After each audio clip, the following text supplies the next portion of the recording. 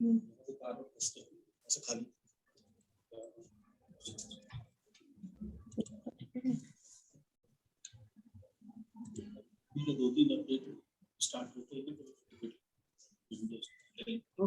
here we are.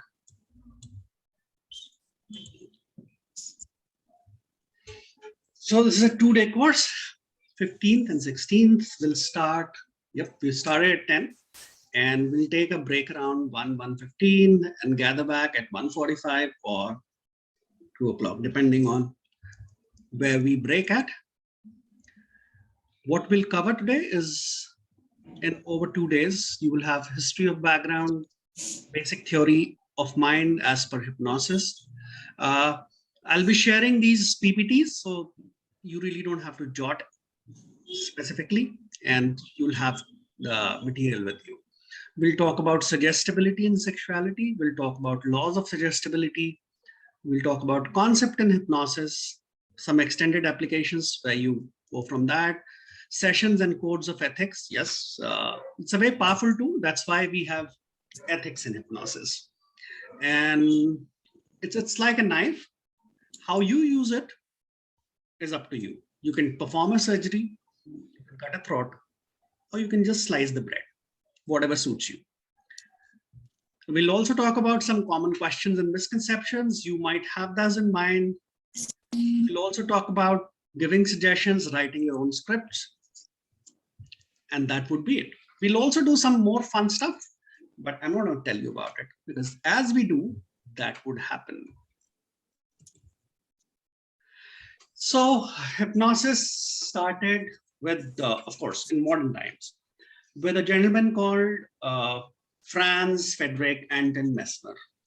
You all know the word mesmerize, and it was coined after his name when he realized that in certain states, people would get healed. And he gave that state a name called, animal magnetism, which is basically energy flowing in, flowing out. And of course, he was debunked later, told that he's a fraud, but that's another story. Now, and then as we move through time, British Medical Association for purpose of dentistry recognized hypnosis in 1892. We'll come back to Sigmund Freud. He because he was probably you should know that he was not as good as a hypnosis. So he started his own stuff called psychoanalysis. And why I'm telling you, because you need to probably know some background about these names. As you study more about them, you'll figure out what kind of contributions these guys did. Milton H. Erickson, one of the granddaddies in hypnosis in current time, yes. And you would read a lot about him, you would know a lot about him. He was the guy who basically made it kind of mainstream, and instead of direct suggestions, came up with indirect suggestions. He used to use a lot of the indirect suggestions. The interesting thing about Milton Erickson is that he had polio, and by the sheer power of visualization and hypnosis, he was able to overcome that state. Not a single time, but a couple of times actually.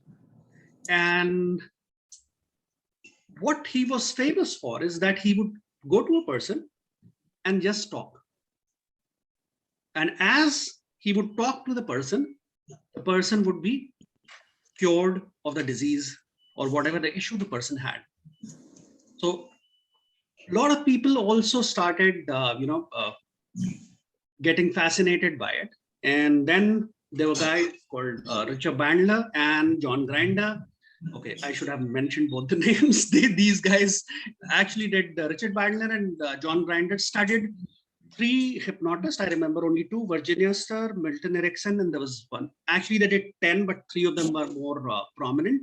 And they said, okay, how are these processes done? How are these patients treated? And then they said, okay, this is the way you should do it. Mathematics, linguistics, and you have what we called as a neuro-linguistic programming. Neuro-linguistic programming is a lot about what is the language, what is the effect of the language on people, and how they behave. So I would say NLP is a distilled version of hypnosis. But I still find that unless you know hypnosis, knowing NLP is only the part gyan. Then, of course, British Medical Association in 1955 said, okay, hypnosis is fine for everything else also. And the same, 3 years later, American Medical Association and American Psychological Association recognized hypnotherapy as a form of legitimate therapy. So now we come to the fact that what is hypnosis? Okay, so each one of us, as we experience this, would come across our own definition. But in today's world, what is the definition that is going around and most acceptable definition? You might agree, might not agree. I might agree, might not agree with it. But well, that's what the general population agrees about. It's a state of human consciousness involving focused attention and enhanced capacity to respond to suggestions, with either reduced or enhanced peripheral awareness. So when you go into a state, you would become suggestible, which means you'll be open to suggestions, you'll be able to take suggestions. And this is the time where we work our magic. And if you are doing it for the first time, I request you to open your cameras and follow my instructions. So we can see all of you.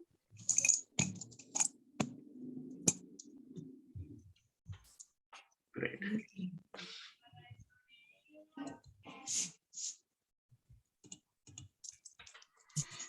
The first exercise we're going to do is, it's a very simple exercise.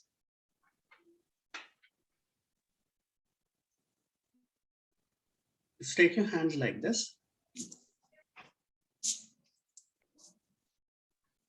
Clasp very tightly.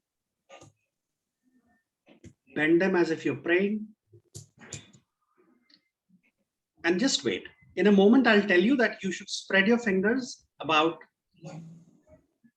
1.5 inches apart and then focus. And as you start to focus, you'll feel some pressure and the fingers would move towards each other, right? Spread your fingers apart, spread them apart and start focusing in the middle of the finger. And as you focus, focus on your breath and you would notice that your fingers are moving together. They're moving together. They're moving together and they're moving together. That's right. That's right.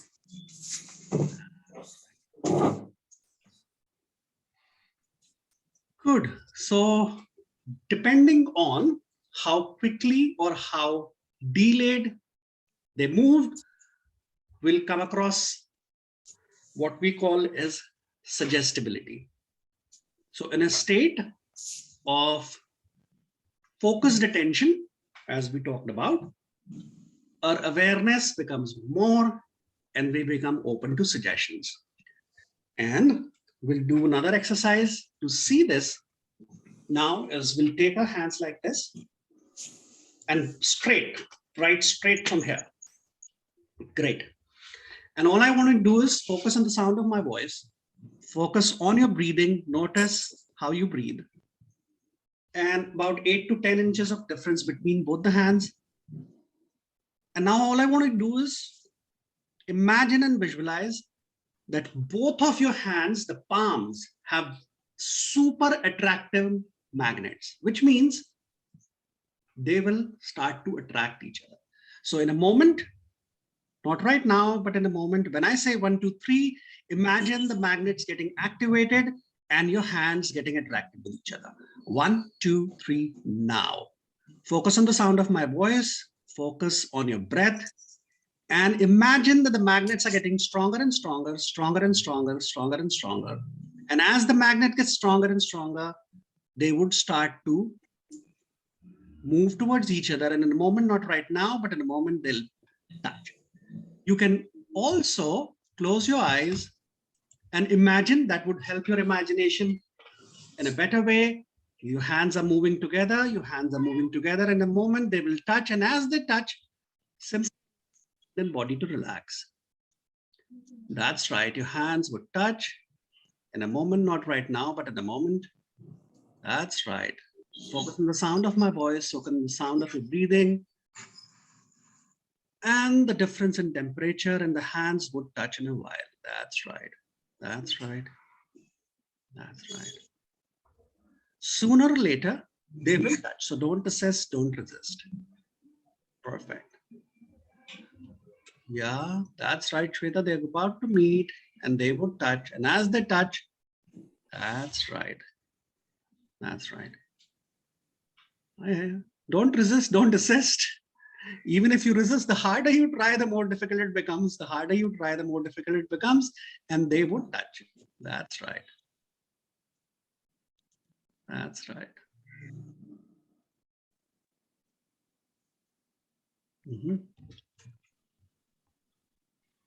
That's right, Shweta. Perfect. Good. Okay, so why do we do this exercise? Again, suggestibility. So some of you would come to it quickly. Some of you would take some time, like Shweta. So that basically divides people into a spectrum. It's called either physically suggestible or emotionally suggestible. Physically suggestible people, they take the commands, suggestions as in. So they're kind of the people who would, if somebody would come to and say, hey, you're looking too good, and say, yeah, thank you, I'm looking too good, perfectly fine. And if you are on the emotionally suggestible side and somebody says, hey, how are you?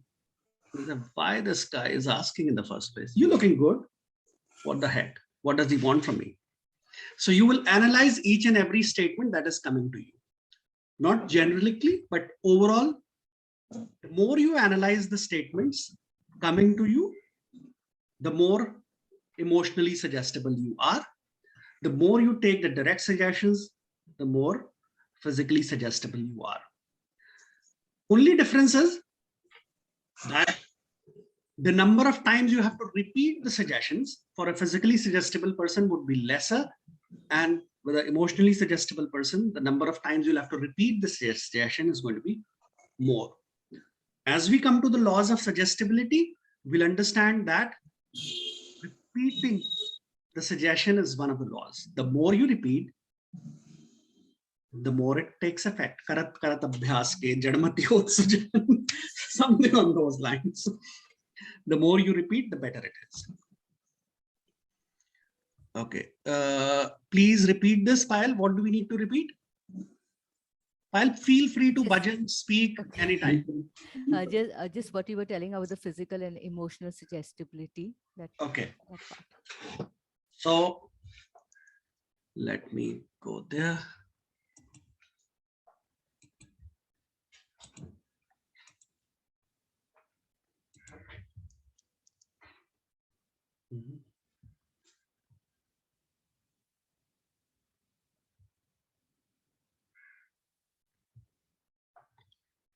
So people who are physically suggestible are non-analytical, more imaginative, means they'll have a clear picture, more control over emotions, outward people person. That's a generic rule. Doesn't mean that it'll always be true. But more or less, they'll be non-analytical, imaginative, more control over emotions, and outward people person. That's what a physical suggesting. So the more physically suggestible you are, more, it's never a scale with an absolute. It's always a mix. So most of us would fall somewhere between the curve where we are part emotionally suggestible or part physically suggestible. It would be very difficult to find a person which is towards 99th percentile and above of an emotionally suggestible or a physically suggestible, but you might find somebody someday. Whereas an emotionally suggestible person is analytical, imaginative, still imaginative, but takes time. Their way of processing the information is different, and more control over physical aspects. So let me say that more control over emotions mean that a physically suggestible person, if they get hurt, they might create more ruckus, even with a minor injury. But if there's a whole lot of emotional trauma coming in, they'll be like able to handle it. in a better state. Whereas an emotionally suggestible person, well, you can break their leg and they'll not cry. But you say a rude word to them and they can. That's how it is. What it takes in India is basically this. Ministry of Health and Family Welfare, Government of India, in its letter dated so and so, has categorically stated that hypnotherapy is a recommended mode of therapy in India to be practiced only by appropriately trained personnel.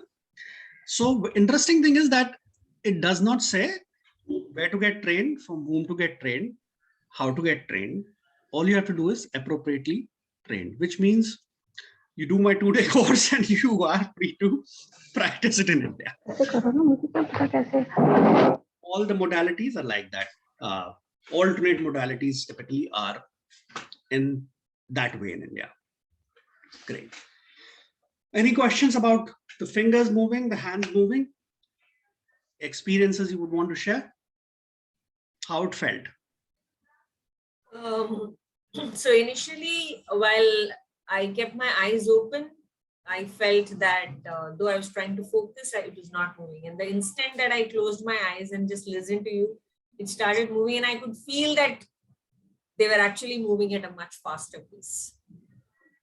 So what happens is that we are basically saying that you're looking and then you're analyzing everything that is happening. When you close your eyes, there's less of visual analysis going on. And when there's less of visual analysis going on, it happens faster. So any therapy, likewise, can be done with eyes open or eyes closed. Anything that you would do would have the same impact. But the deeper impact would be if the person is more comfortable closing their eyes. It'll happen much more faster. So always a good idea to do so.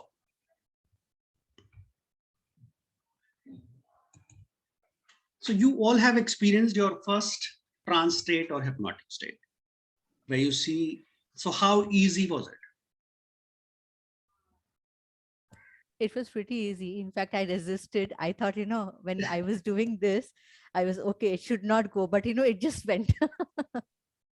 So why, now I'll tell you why we use these two exercises. One is, the first one has a cheat code built in. So when you do this and your hands are tight, you can't keep your fingers apart. Try it, even without a suggestion. Sooner or later, they'll come. Just try it. Yeah. Squeeze your palms. Right. So when you do that and somebody is not able to bring their fingers together, they have a mental resistance. Because they'll have to really be resistive not to be able to bring their fingers together. That's the cheat code. The second one is, obviously, it's without a cheat code. And once you see that nobody has that mental resistance, they're open to taking your suggestions. You move their hands like this, and this is purely an imaginative exercise.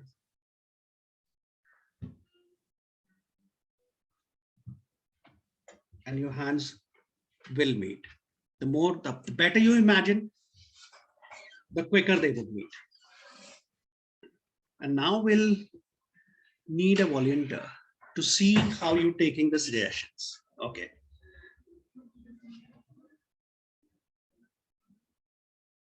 Just a minute. Huh? My earphones. Okay, they should be there somewhere. Okay, I need from the new ones, Kaun Banega Murga Pehla. It's a very simple exercise. We'll just see. Okay, Payal, great.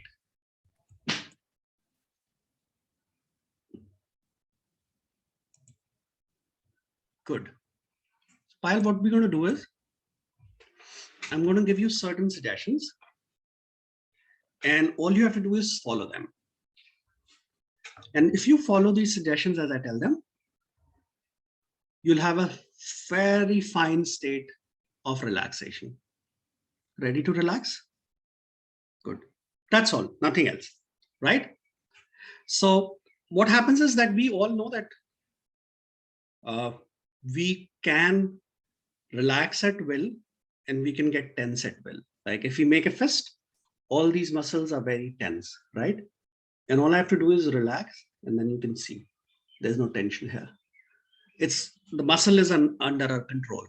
So all I have to do is, what you do is close your eyes and start focusing on your breath. And notice the difference in the temperature of the air when you breathe it and when you breathe it out. And as you notice the difference, you also notice, the more you notice, the deeper you breathe, and the deeper you breathe, the more you relax, and the more you relax, the deeper you breathe. Now that you have started to relax, all I want you to do is take that relaxation to your eyes.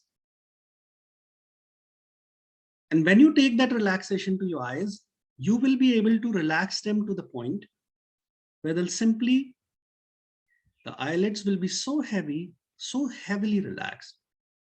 And all the tiny muscles around your eyes would be so much relaxed that eyes will not operate. You'll not be able to open them. And the harder you'll try, the more difficult it will become to open them. That's right.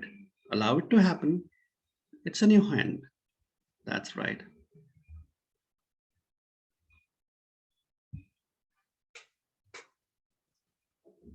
One, as I count from 1 to 3, the process would start and you'll be noticing it more prominently.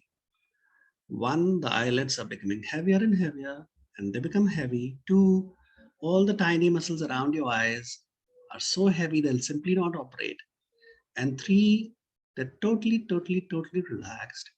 And when you know that you've reached that state that they'll simply not operate, try opening your eyes. The harder you try, the more difficult it becomes.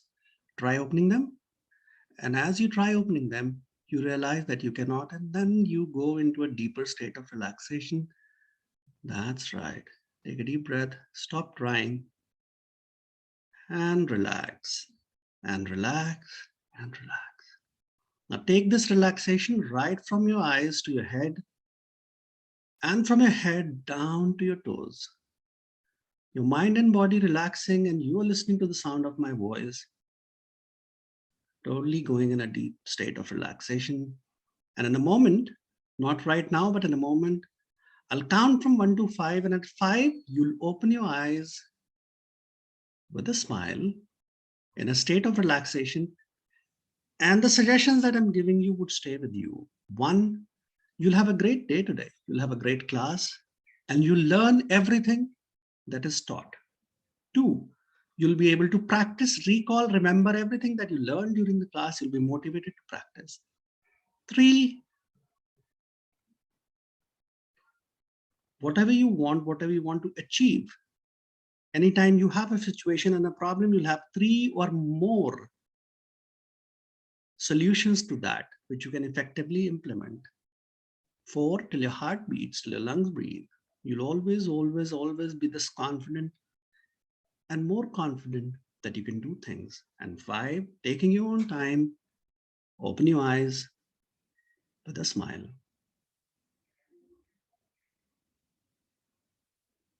That's right. Perfect. How are you feeling?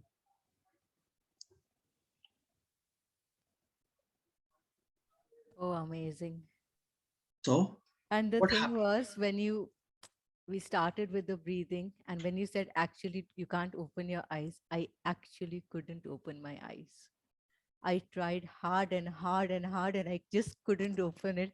At one moment, I thought, what if I can't open it? Okay, then you would be the first person that has happened to. Then you would have been famous.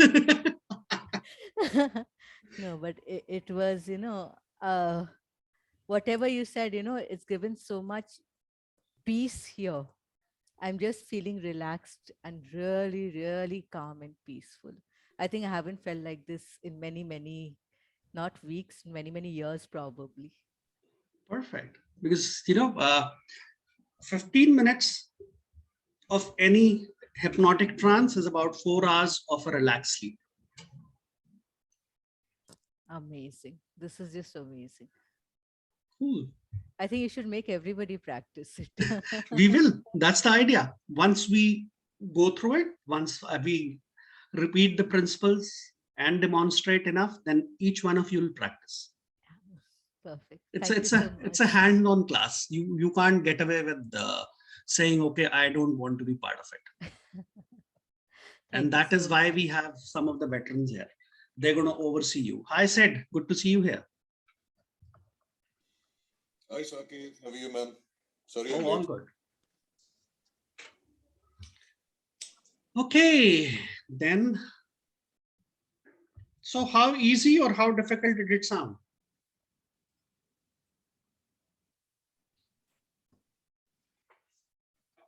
Easy done. When doing, I don't know. We really, I think, need to practice. How you Okay. did it was seeming very easy. It is easy actually. So why don't we pick up two of you? One would give the other one some instructions, and that's it. Who's going to be? I need two people. Okay, Pooja and Astha. Oh, Shweta, good. We'll do that. I need more people to do it. Good. I'll So, be the subject. okay, so problem solved. Pooja is going to do on Astha, and Pooja, all you have to do is, yeah, Shweta will come to you. Shweta will do. You want to be a subject or you want to be a therapist? Anything is okay. I mean, I'm game for it. Anything. Okay, so Pooja, no, you are a therapist. So all you have to do is ask her to, uh, take her hands like this and ask her to close her eyes, and then keep telling her, keep repeating that the magnets are getting stronger and the hands are coming closer and closer, closer and closer, closer and closer. Just that, nothing else. Okay. Good. All right. So, Astha, right? Yeah. Okay. All right. So, Astha, can you lift your hands right in front of you? How's my voice? Loud and clear? Yes, absolutely. Okay. So, close your eyes. Concentrate on my words.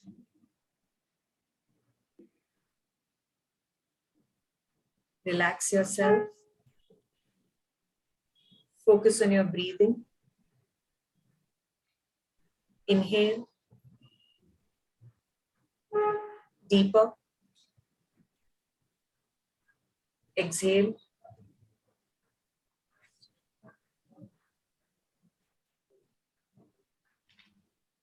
Focus on your breath and see if it's getting deeper.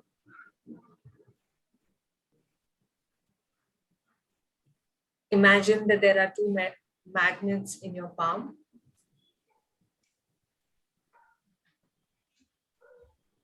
Visualize the force that they are attracting towards each other.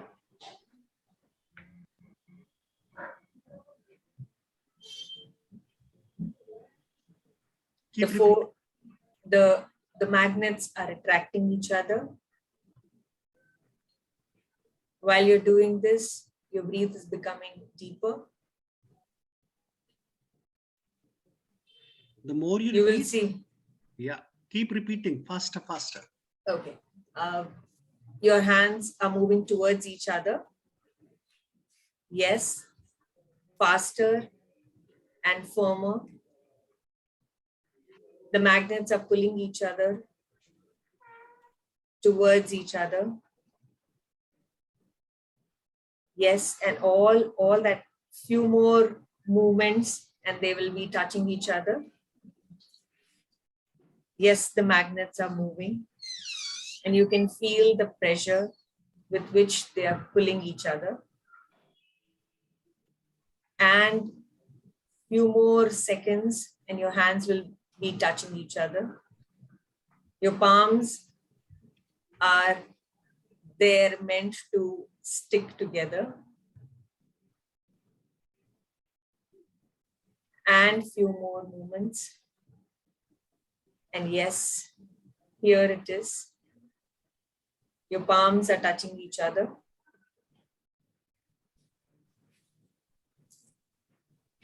And yes, Asta. Concentrate on your deep breathe and let the attraction take its moment.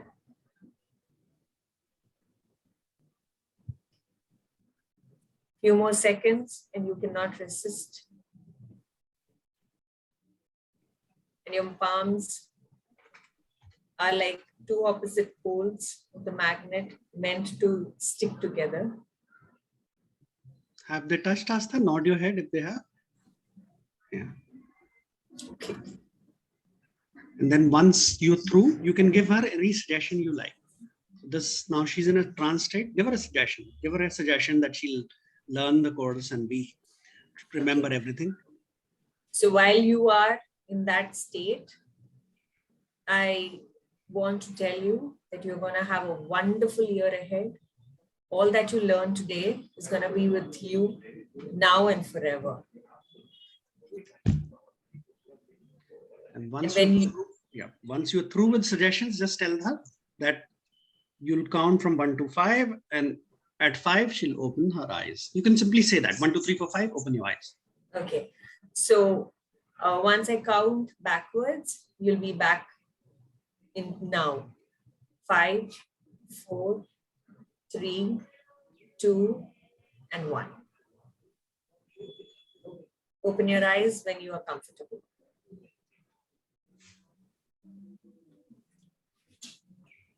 Perfect, Pooja. Are you sure you're doing it for the first time? Absolutely. I'm just following whatever you said. And thanks for nudging. I thought, okay, just repeat. Yo. Thank you, Asta. Thank you so much, Pooja. Okay, Shweta wants to practice. Shweta, who's gonna choose? You gonna Yes, choose? sir. कौन आएगा भी श्वेता के साथ? Okay, Gunjan. Okay, Gunjan, here you are.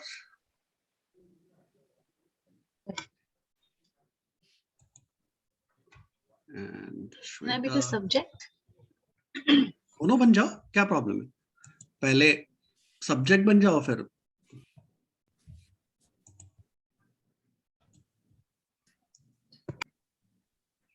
Okay, mic on, both of you.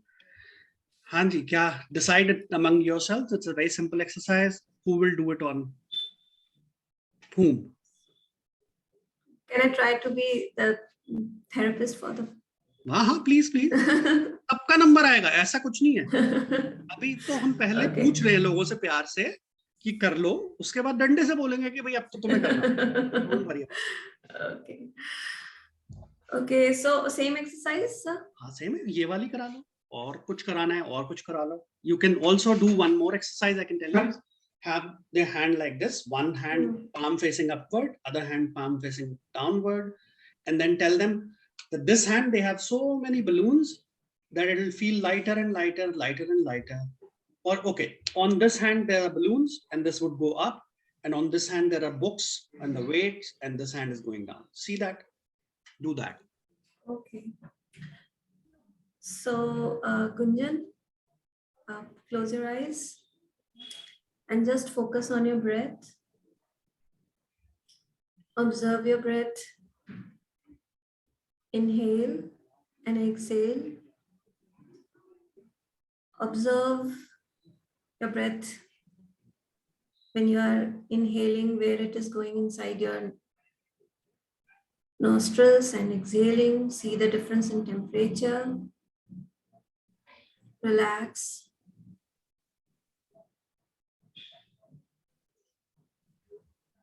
Breathe and relax. Now bring your hands in front of you. Relax your hands. Close your eyes. And just relax your hands. Your fingers are relaxed, your arms, your shoulders. One palm is facing upwards and one palm is facing downwards. Keep breathing. Deep breaths. Inhale and exhale. Just visualize that there is a book in the hand facing upwards. Now one more book. Now a few more books. It is getting heavier. And few balloons are on your other hand, lifting it in the air. Few more books come on your hand, making it heavier, bringing it down. And the balloons are lifting your hand up in the air. You can feel your hand moving up with the balloons and down with the books. The hand is getting heavier and heavier, heavier and heavier. The other hand is getting lighter and lighter, lighter and lighter, lighter and lighter. Lighter. Keep repeating, keep repeating. The hand is getting more heavier and it is coming down, and the lighter hand is going up and up. Keep breathing. So Now we can confirm here. You feeling that yeah, we can. we can Yeah. clearly see that one hand is going up. You can keep doing it; it'll keep happening. Yeah, it is. Right? Now, so Yeah, you can so bring it you up. can now, you can relax and open your eyes in 2 seconds. कुछ भी चलेगा. Thank you. Thank you, sir. It was cool. So all you have to do is, you know it's going to happen sooner or later, and the faster I you will did. be. So how do Gunjan, dard ho raha hai?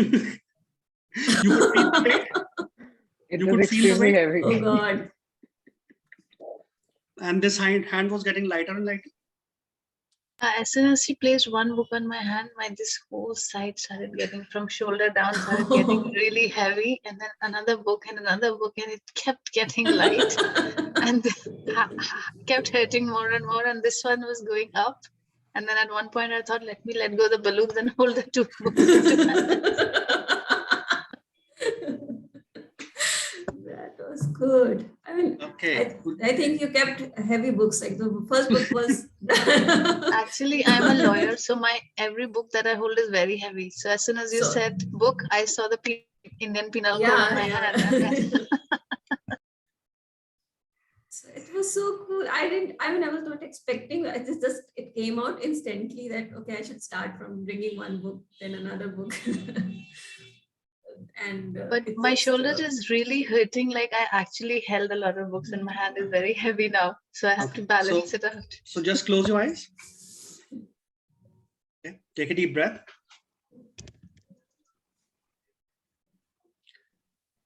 And as I snap my fingers, you'd know that those books are imaginary and that the pain that you had was imaginary because of those imaginary books.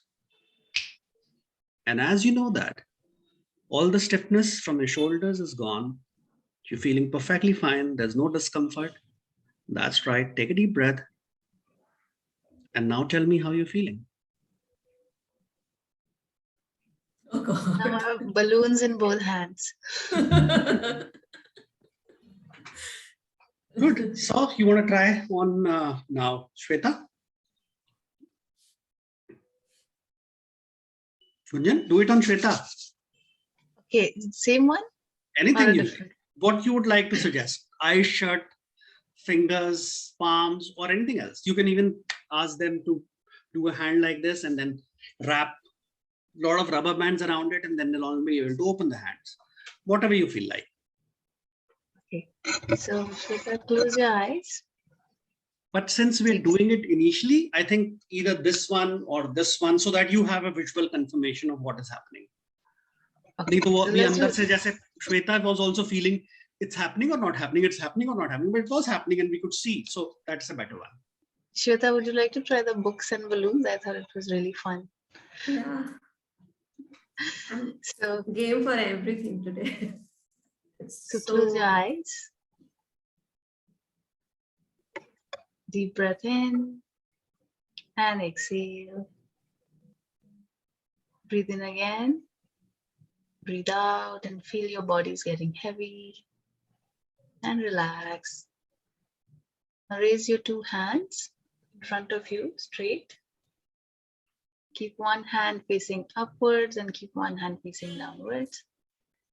Breathe again. Relax your shoulders. Shweta, can you move them a little up so that we can see them? Yeah, thanks. Now on your right hand, I've placed a directory, a yellow pages on your right hand. And on the left hand are some nice helium balloons. Now I place another directory on your right hand. Keep holding them. And the balloons are going upwards. There are about 20 of them. Pulling your hands upwards, your left hand. And on right hand, I put a few more magazines. And few more balloons on the left hand are going upwards. Keep breathing. Keep the hands relaxed. On the right hand, I placed a few more books. As the left hand keeps going up and the right hand is getting heavier and heavier. Some more notebooks and a laptop.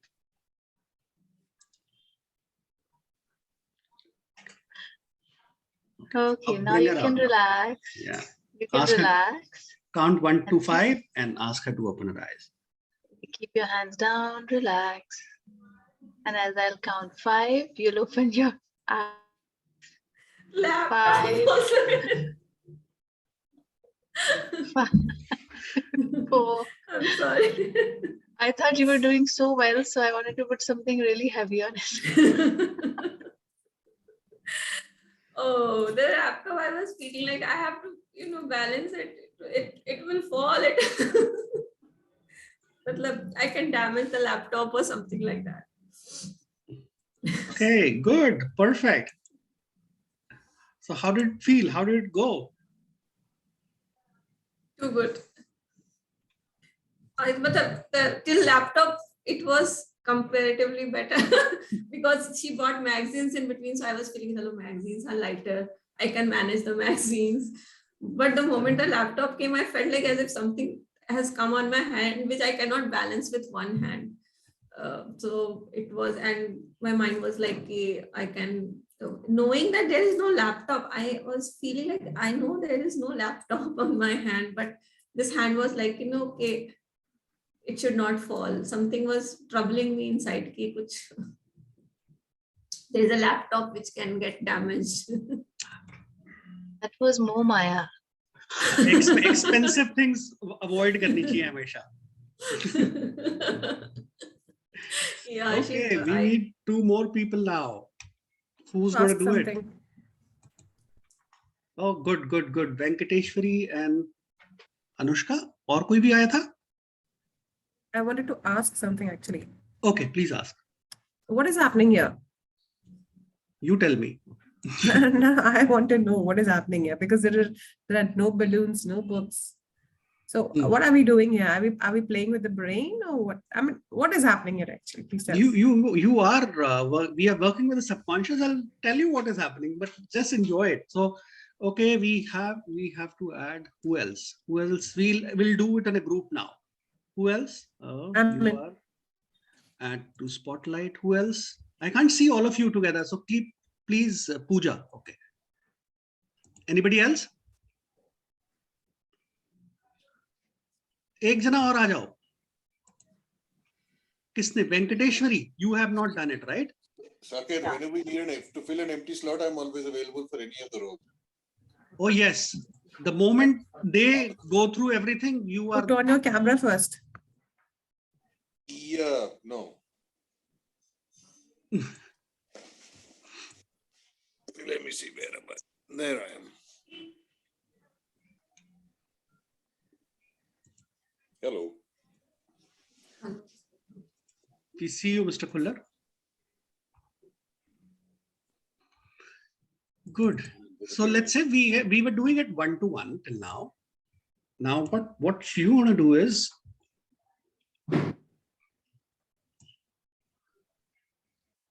you're going to do it on all of you. So you'll give instructions, generic instructions, and all of you would follow, and then see when you do it to a group, what happens. So who's going to be the therapist or the instructor? Can I be? Oh yeah. First, तब सबका number आएगा, पहले वेंकटेश्वरी कर रही है. Good. Okay, attention please. Yeah. Venkateshwari, you are in charge, and get set and go. Yeah. Close your eyes. Focus on your breath. Relax. Take a deep breath. Completely relax. Your mind is completely relaxed. Place both your hands on the front. Okay, your instructions are not clear, so they're not following. Oh, sorry. I'm using your head. Oh, it's not clear? Yeah.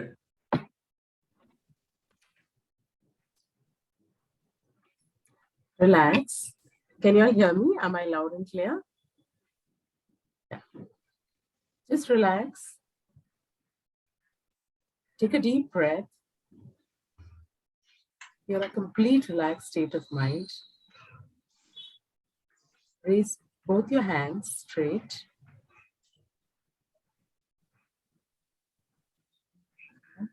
Both the palms facing each other.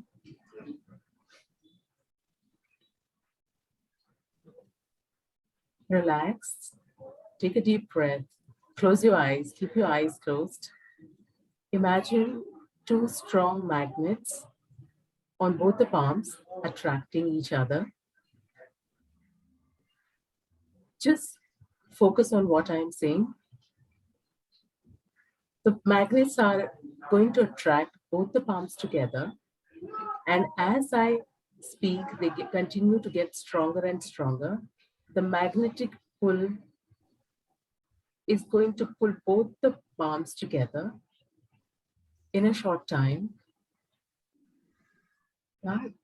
Imagine the magnetic power getting stronger and stronger, stronger and stronger. You can see the magnet pulling both the palms together. And in a short while, they're going to be joining together. And in just a few moments, they are going to be pulled together with the force of the magnet in your palms. It's just getting together. It is going to be joining together in no moment from now. It's getting stronger and stronger. The magnetic pull is just getting stronger and stronger. And in just a moment, it is going to be together. Don't resist. Just let and go through the flow. Let the palms join as the magnet pulls it stronger and stronger. I think they've all joined. I Perfect. can't see Pooja. Yeah. And take another deep breath. Stay in this situation, in this position, and relax yourself. And know that what you're going to learn today is going to remain with you throughout your life. You'll be good students. You'll be perfect students, able to recall, remember, and utilize the training that you are doing today and tomorrow. That's right. And in a moment, not right now, but in a moment, I'll count from 1 to 3. At 3, you can open your eyes. 1, 2, and 3.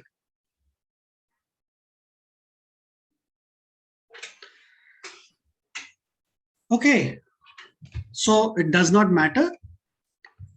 You give a suggestion to a single person or multiple persons. It's going to be like the same. Okay. Now who's going to do it? Hello. Dono bhag gaye. Gauri or Anushka. Who has not yet given instructions? मुझे फिर list बनानी पड़ेगी सबकी कि कौन कौन नहीं कर रहा. करना तो पड़ेगा ही.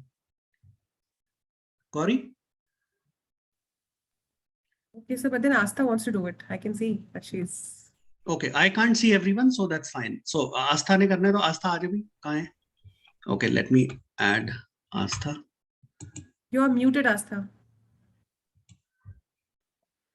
Out of the four of you, Gauri, you do it. I'll be the next one to do it. It's fine. Okay. Cool. Where is Anushka?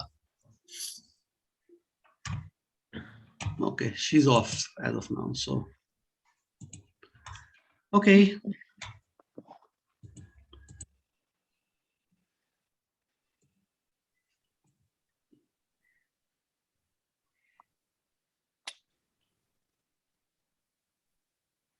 Gauri, we are waiting for you to start. Is it? Oh. Yeah. Yeah. Okay. The stage is yours, please. Mm. Kindly close your eyes.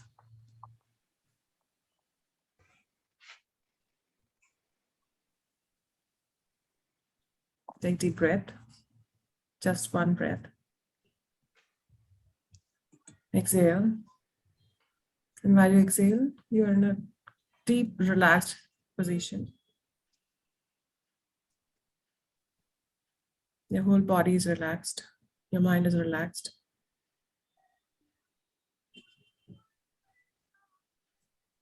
Yeah. Now, please take your arms in front of you. Stretch them straight. Palms facing each other. Yeah. And focus on your breathing.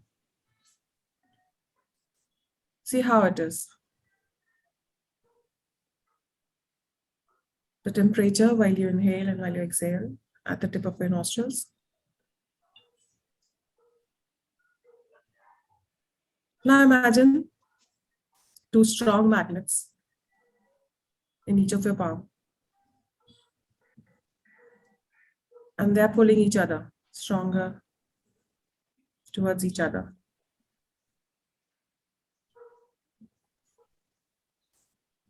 Keep breathing. And feel the tension in your palms. They're pulling towards each other. Stronger and stronger.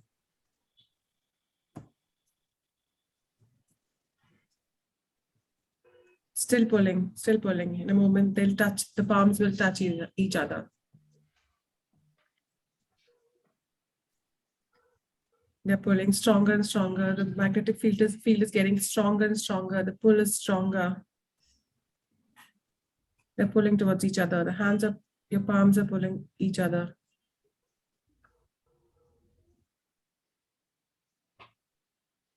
Don't resist, let them. Yes. Have they touched, Astha? I can't see them. Please nod your head.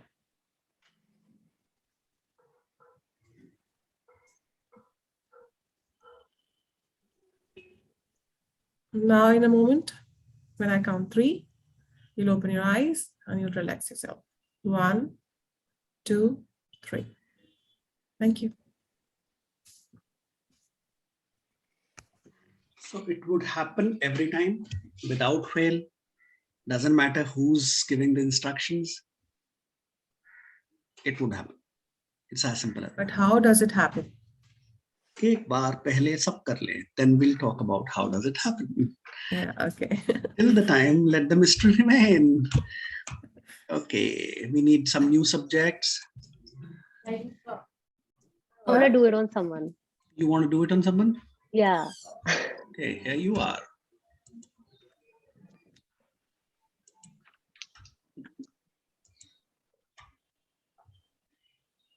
And I want you to help me with the suggestibility part. Like I want to, suggest something to them. So I want you to Okay. So help what me do you there. want to suggest? Let's say, what do you want to suggest? Probably for them to be super receptive to, the course today.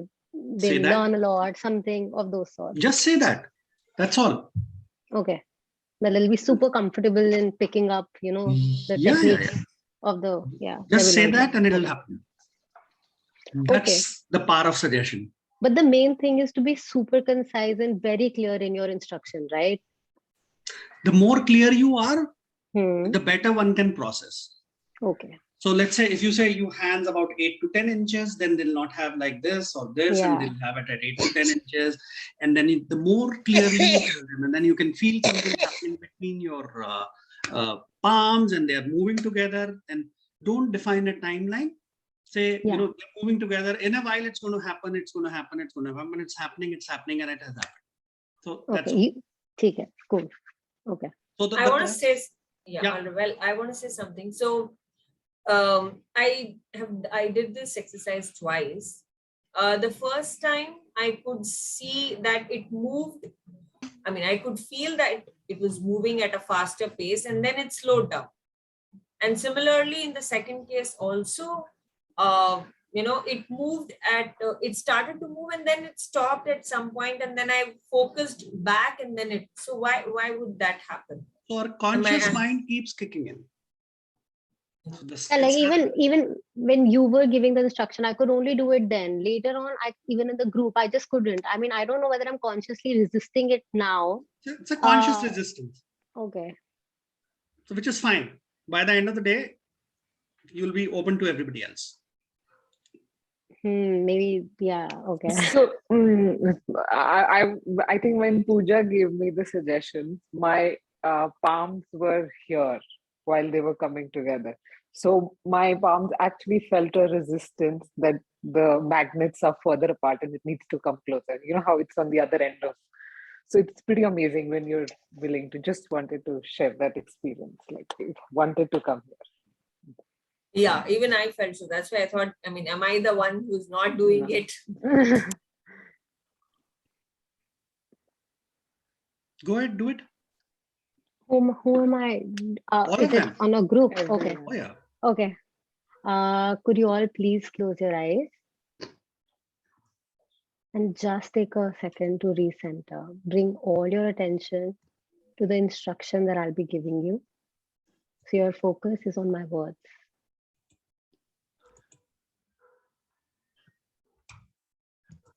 You're going to follow what I say. You're enjoying my vibe. Now bring your attention to your breath.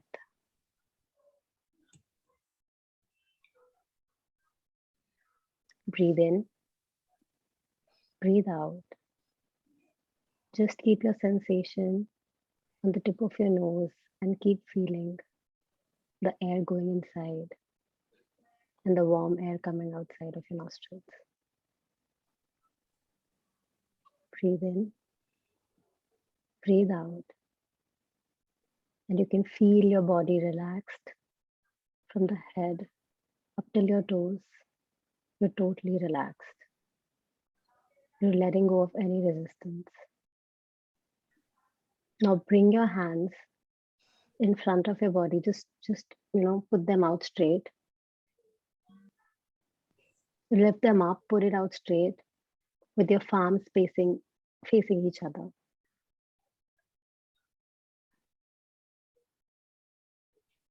Now bring your attention to the center of your palms, and you can feel there's a magnetic pull between the palms. You're not able to resist. Your hands are coming closer, closer, and closer. Your palms are moving towards each other as the attraction between the palms increases. A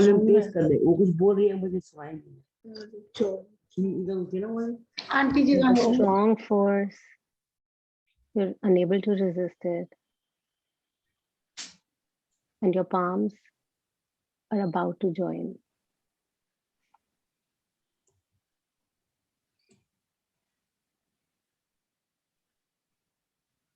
The attraction is very strong, you're unable to resist.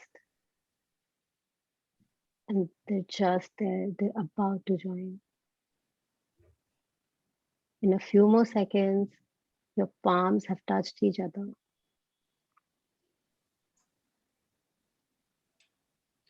You can always add what would it lead to? So we can always say the moment your hands touch, your palms touch, your fingers touch, you'll be able to relax your mind and body and take it into a deep state of relaxation. That's right. The magnets are getting stronger and stronger. Feel them very strongly. And your hands touch. And you're completely relaxed.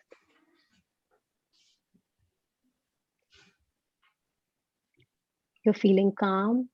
You're super receptive to the teachings that we'll be getting from Saketsa today. And you'll learn all the techniques very well. You're happy, you're confident. And as I count till 5, you can open your eyes. 1, 2, 3, 4, and 5.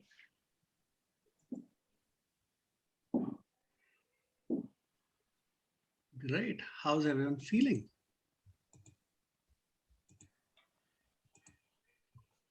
Relaxed. Great.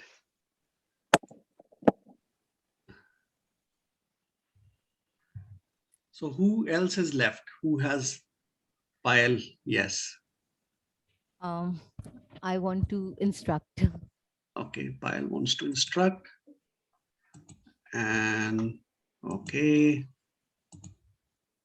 Who else wants to join Payal?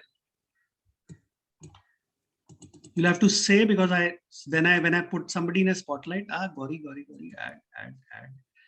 Spotlight. Anybody else?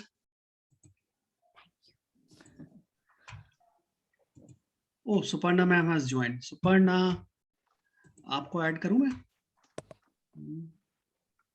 She's away. She's not. I'll just watch.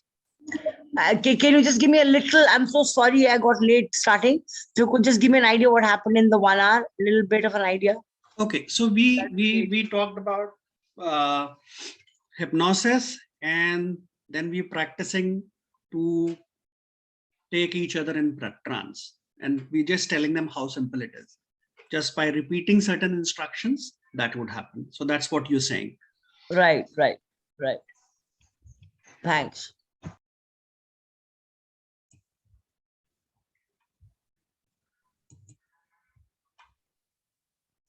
Please go ahead. Okay. Hi, Gauri. Thank you. Okay. Please close your eyes.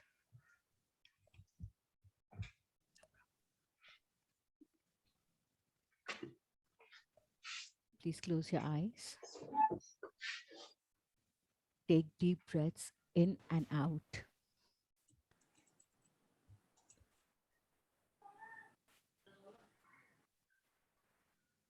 Breathe in, breathe out. Concentrate on your breath.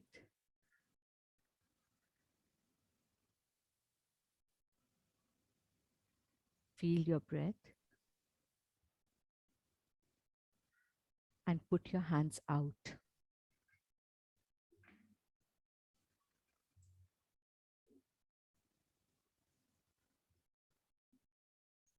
One palm facing upwards and one palm facing downwards.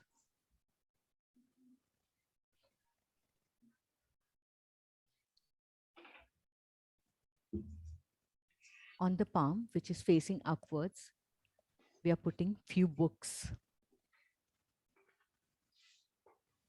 There are around 4 to 5 books on that hand. And the palm, which is facing downwards, we have tied it with few helium balloons. Keep concentrating on your breath.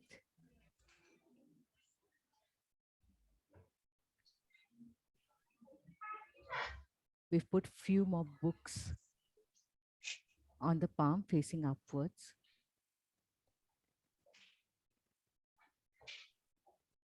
And few more balloons, helium balloons on the palm facing downwards.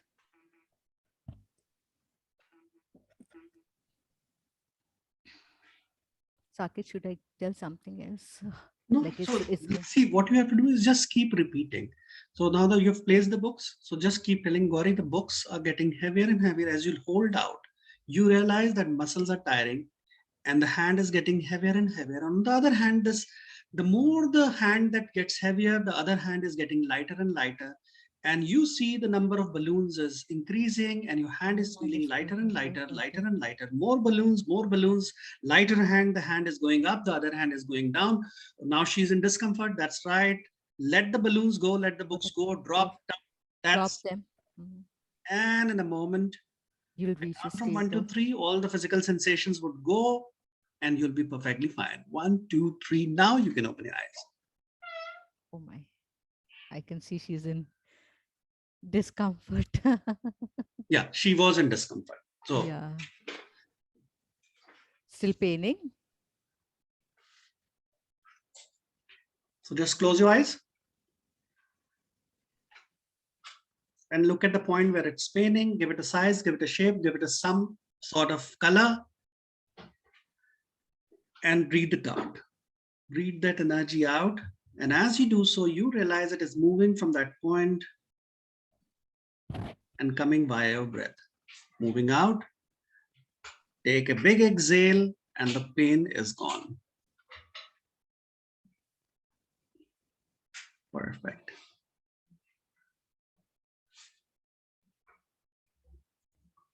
Good. How did it go? Yeah, very good. But still, the mystery is how and why. Now, so if everybody has done it,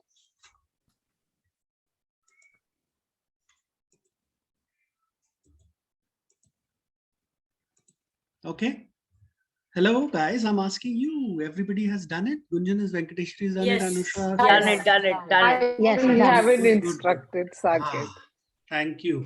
Finally, I know everybody has done it. I haven't given instructions. Okay, haven't you been the haven't. Oh, then therapist, it's but your I- turn. yeah. That is what I was asking. Yes. Okay, Astha. And who's going to take the instructions now? And Payal, and Shweta. Okay.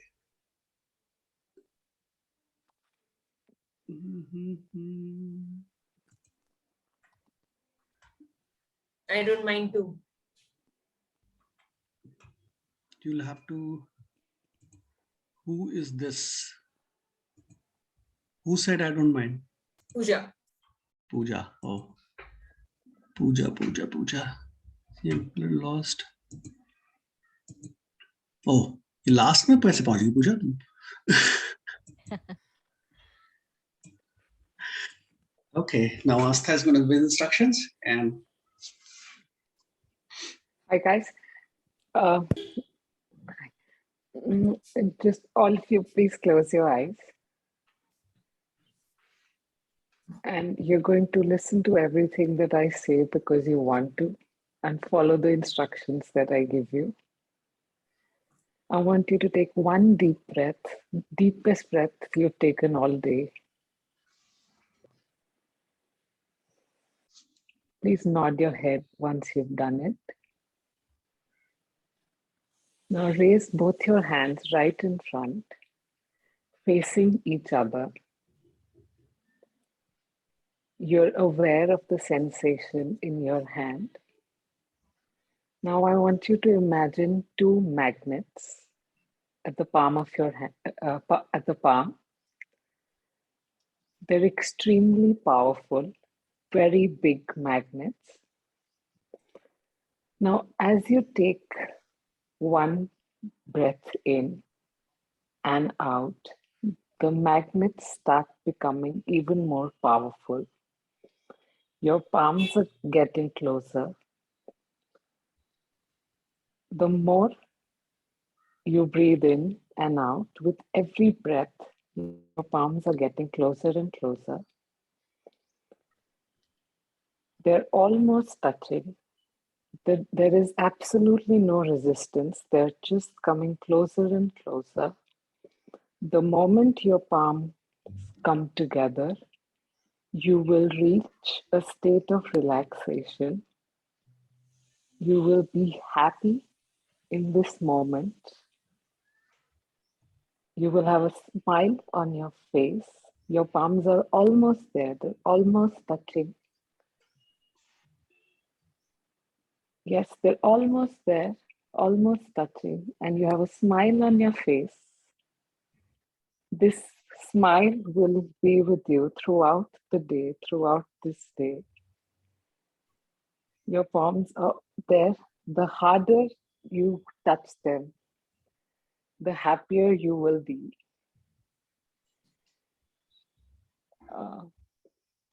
Just now, this state will be your state for the day. And when I count to 3, you can open your eyes. 1, 2, 3.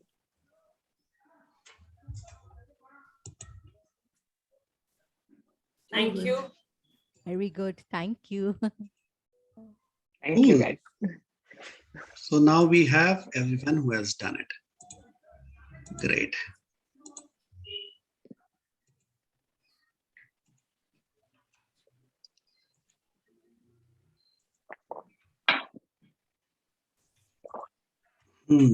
Okay, now we come to the questions.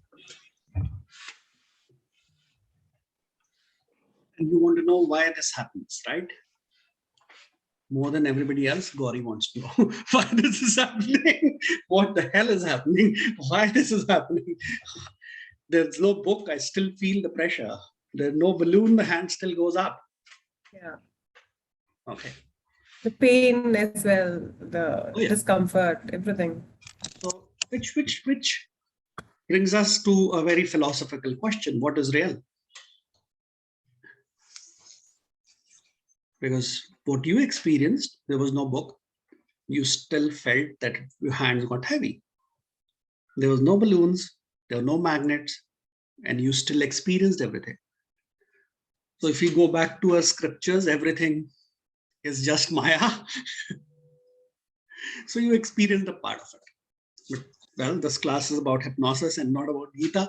So we'll just let it be. How the subconscious, how the mind works is that whenever you have a limit in terms of what you can process, your mind is a hardware. Your brain basically is a hardware. Your mind and brain has some capacity of information that it can process. And when it goes beyond that,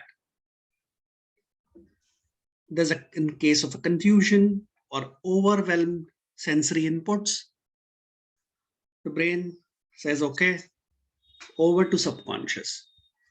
Let it handle everything, because the conscious mind has a limited input capacity. The subconscious has a unlimited input capacity. But the only catch is the moment it gives it to the subconscious, there's no critical factor in between. We'll just come across when we study more and start to interpret the suggestions that are going in directly. So what we are doing to overwhelm, we are giving you a job. Focus on your breath and keep watching it. Notice the difference in temperature. Now your mind is busy doing that.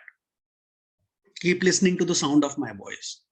Now your mind is busy doing that. And then we start saying that there's a magnet, imagine, and it happens. So we become more suggestible when our senses are overwhelmed, which means we are angry, we become more suggestible, which also means if we are feeling any emotion and we are overwhelmed by that particular emotion, we are suggestible. So, we tend to do foolish things when we are emotional because we are more suggestible. And then you would also realize that how easy is it for us to take these suggestions. And we have been doing it all through our life without even us realizing it. So since the time we are born till about 6 years, the slate is completely clean. We take every suggestion, verbal or non-verbal. We'll come to the non-verbal suggestions also. And we're only born with 2 fears. One is the fear of height, and the other fear is the loud noise, because that's basic for our survival. Apart from that, everything, every limitation that we have, every limiting belief that we have, every fear that we have is all created by our mind. Anything and everything. We are the only ones who have created it. And the best part is that it was created by the subconscious to protect us. Because at that point of time, that is what was required. So if you look at ourselves, we look at ourselves, there's nothing to fix. There's nothing broken. You are actually functioning the way you are supposed to function, or you're supposed to behave. Now, what has happened is that program has installed it at that point, still behaving the same way. Your circumstances have changed, but that program is still behaving the same way.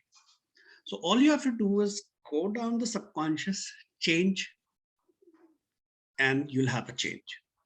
It's as simple as that. We have a couple of practicing therapists here. Okay, Sid is here or gone? Sid is gone. Renu, Jyoti, Devika, they would have all seen, Neha, they would have all seen how quickly the changes come. The changes are super fast, super easy. Not always in a single session.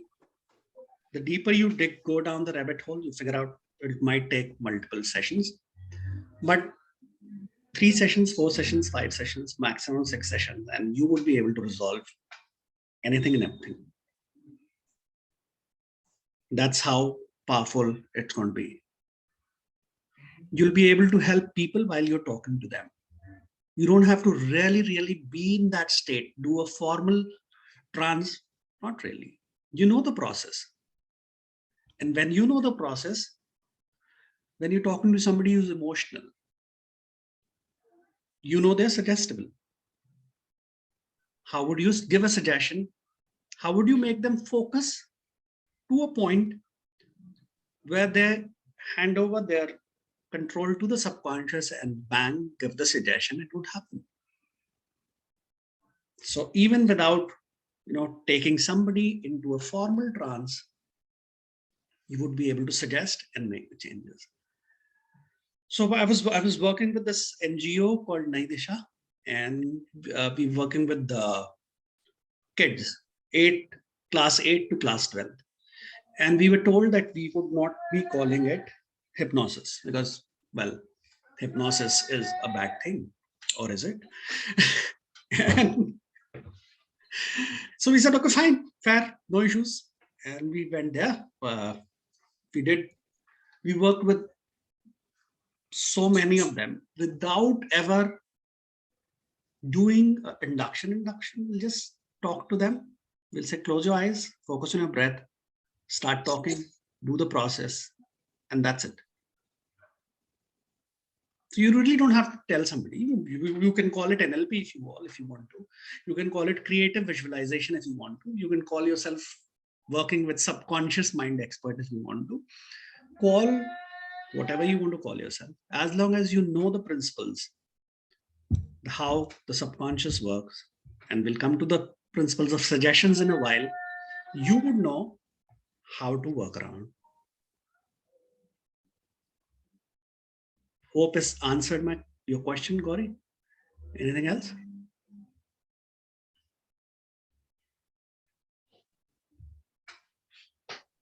Good.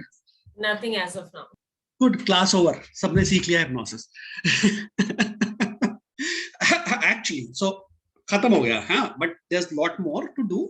Now we are just going to learn how to utilize this state, and that's all, and learn more about this state. Practically, hypnosis khatam ho gaya, seekh liya aapne. But there's a lot more to it. And of course, as they always say, things are easier to learn. The easier they are, the harder they are to master. But then you've gotten the right path and you'll master it. So when we're doing it informally with a person in a conversation, as you said, we don't have to necessarily ask them to close their eyes, bring their awareness to the breath and everything. I mean, we can just do it in an informal way. We'll know what we're doing. Yeah. But Hello, beta. I mean, ethics is that even like, how do we decide what's right or wrong? In, So I told you, you can read Ethics by Aristotle and decide. Okay, as I said, it's a knife. You cut a bread, you cut a head.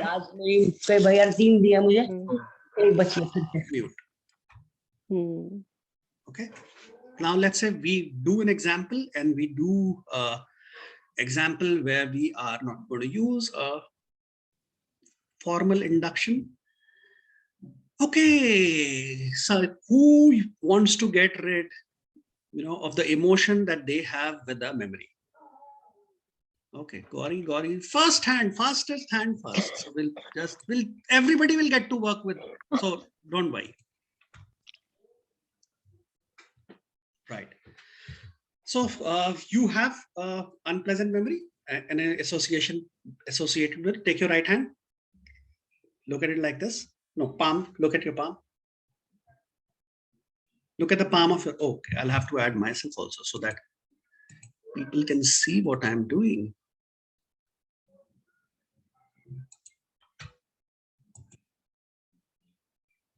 Okay, so you just look at your palm like this. And in the center of the palm, imagine there's a TV.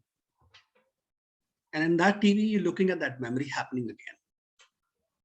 That thing is happening all over again. And you can clearly see it happening. And how do you feel when you see it happening?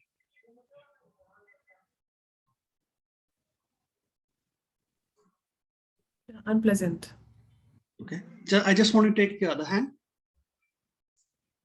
Now, in that palm, in that center, think of a pleasant memory and look at it. Something very nice, something which makes you feel good, happy. Oh yeah, I can see the smile. That's it. Now look at your hand with the unpleasant memory and the pleasant memory and the unpleasant memory and the pleasant memory. Okay. And I want to take this pleasant memory and just place this hand like this on top of it. And now every emotion, every thought that you have associated with that scene is being taken over by the pleasant memory. Completely, you'll not feel that emotion. Now take your hands apart. Now notice how you feel when you look at the unpleasant memory.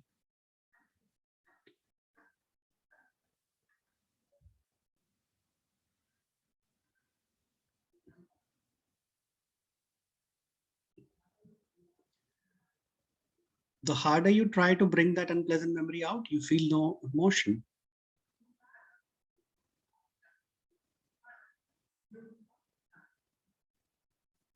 What happened? I'm okay now. It's not that unpleasant now. I mean, it's okay. So take more happiness and paste on it.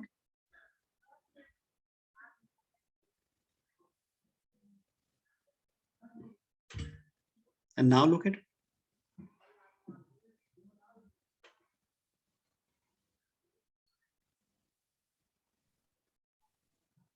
Getting better. Take some more.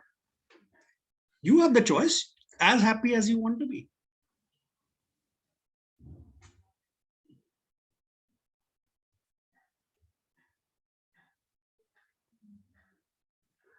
Good. So did we do any formal induction?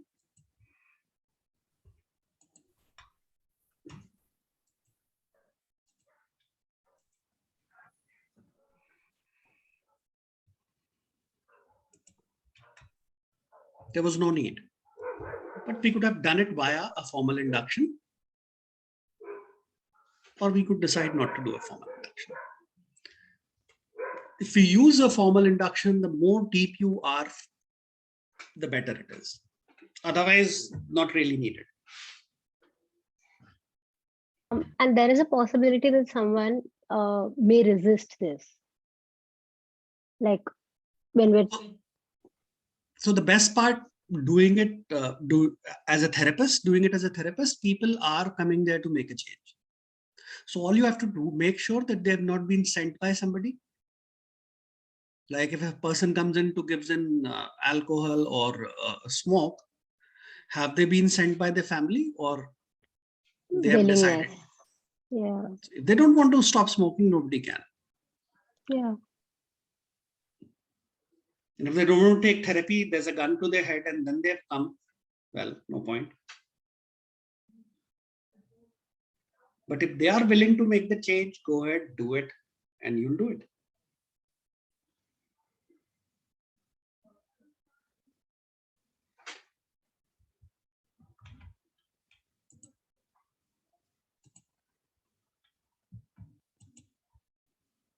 So now you're all able to practice.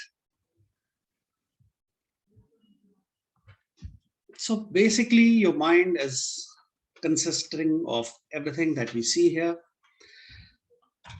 A part of it is conscious. There's a critical factor. Critical factor forms from age 0 to 6. And everything we learn between that age then it becomes a kind of filter which is there in between our conscious mind and subconscious mind. And it acts as a gatekeeper. So if I don't eat meat, I don't smoke, I don't drink. And if somebody is offering me a meat, smoke, or a drink, I'll outright reject that because there's a critical factor telling me to do so. But that's why when we are in an environment, there's a peer pressure, there's a social compliance pressure, there's a party happening, there's a loud music happening, everything else, and your critical factor is busy doing certain other things, you become open to suggestions.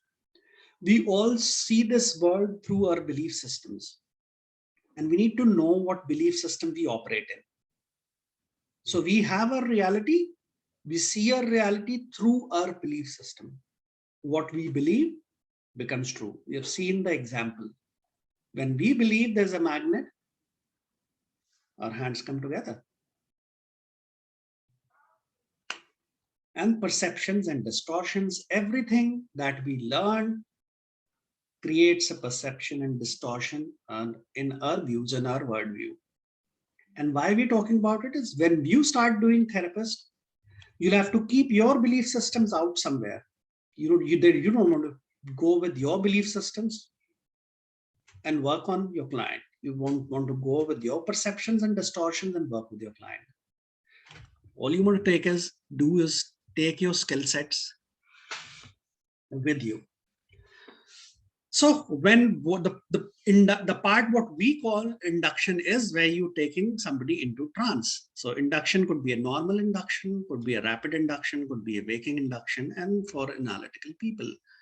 Anything which is done under 30 seconds is a rapid induction. Anything, it's an instant induction, the rapid induction which is done in 4 minutes or less. So all your inductions you will learn to do are going to be 4 minutes or less. Waking induction is what we did. We talked about swapping the hands, imagining, visualizing. And of course, for analytical people, there are different kind of inductions there. And all these are a part of the book, the courseware that I've shared. You have so many of them.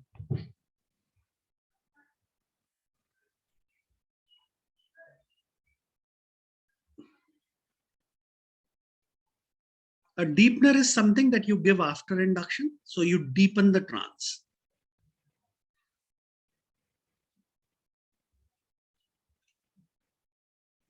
And the list is long. And the script is something that you want to give suggestions. So script is the suggestions that you want to give. And if you look at it, there's a whole lot of scripts available to you. Off the chart, abundance, anorexia, anger management, temper, anger controlling, anxiety, anti-aging, assertiveness, arthritis reduction, attracting money, awakening feelings, awakening bedwetting, believing in yourself, blushing, body image, computer anxiety, confidence. The list is typically endless.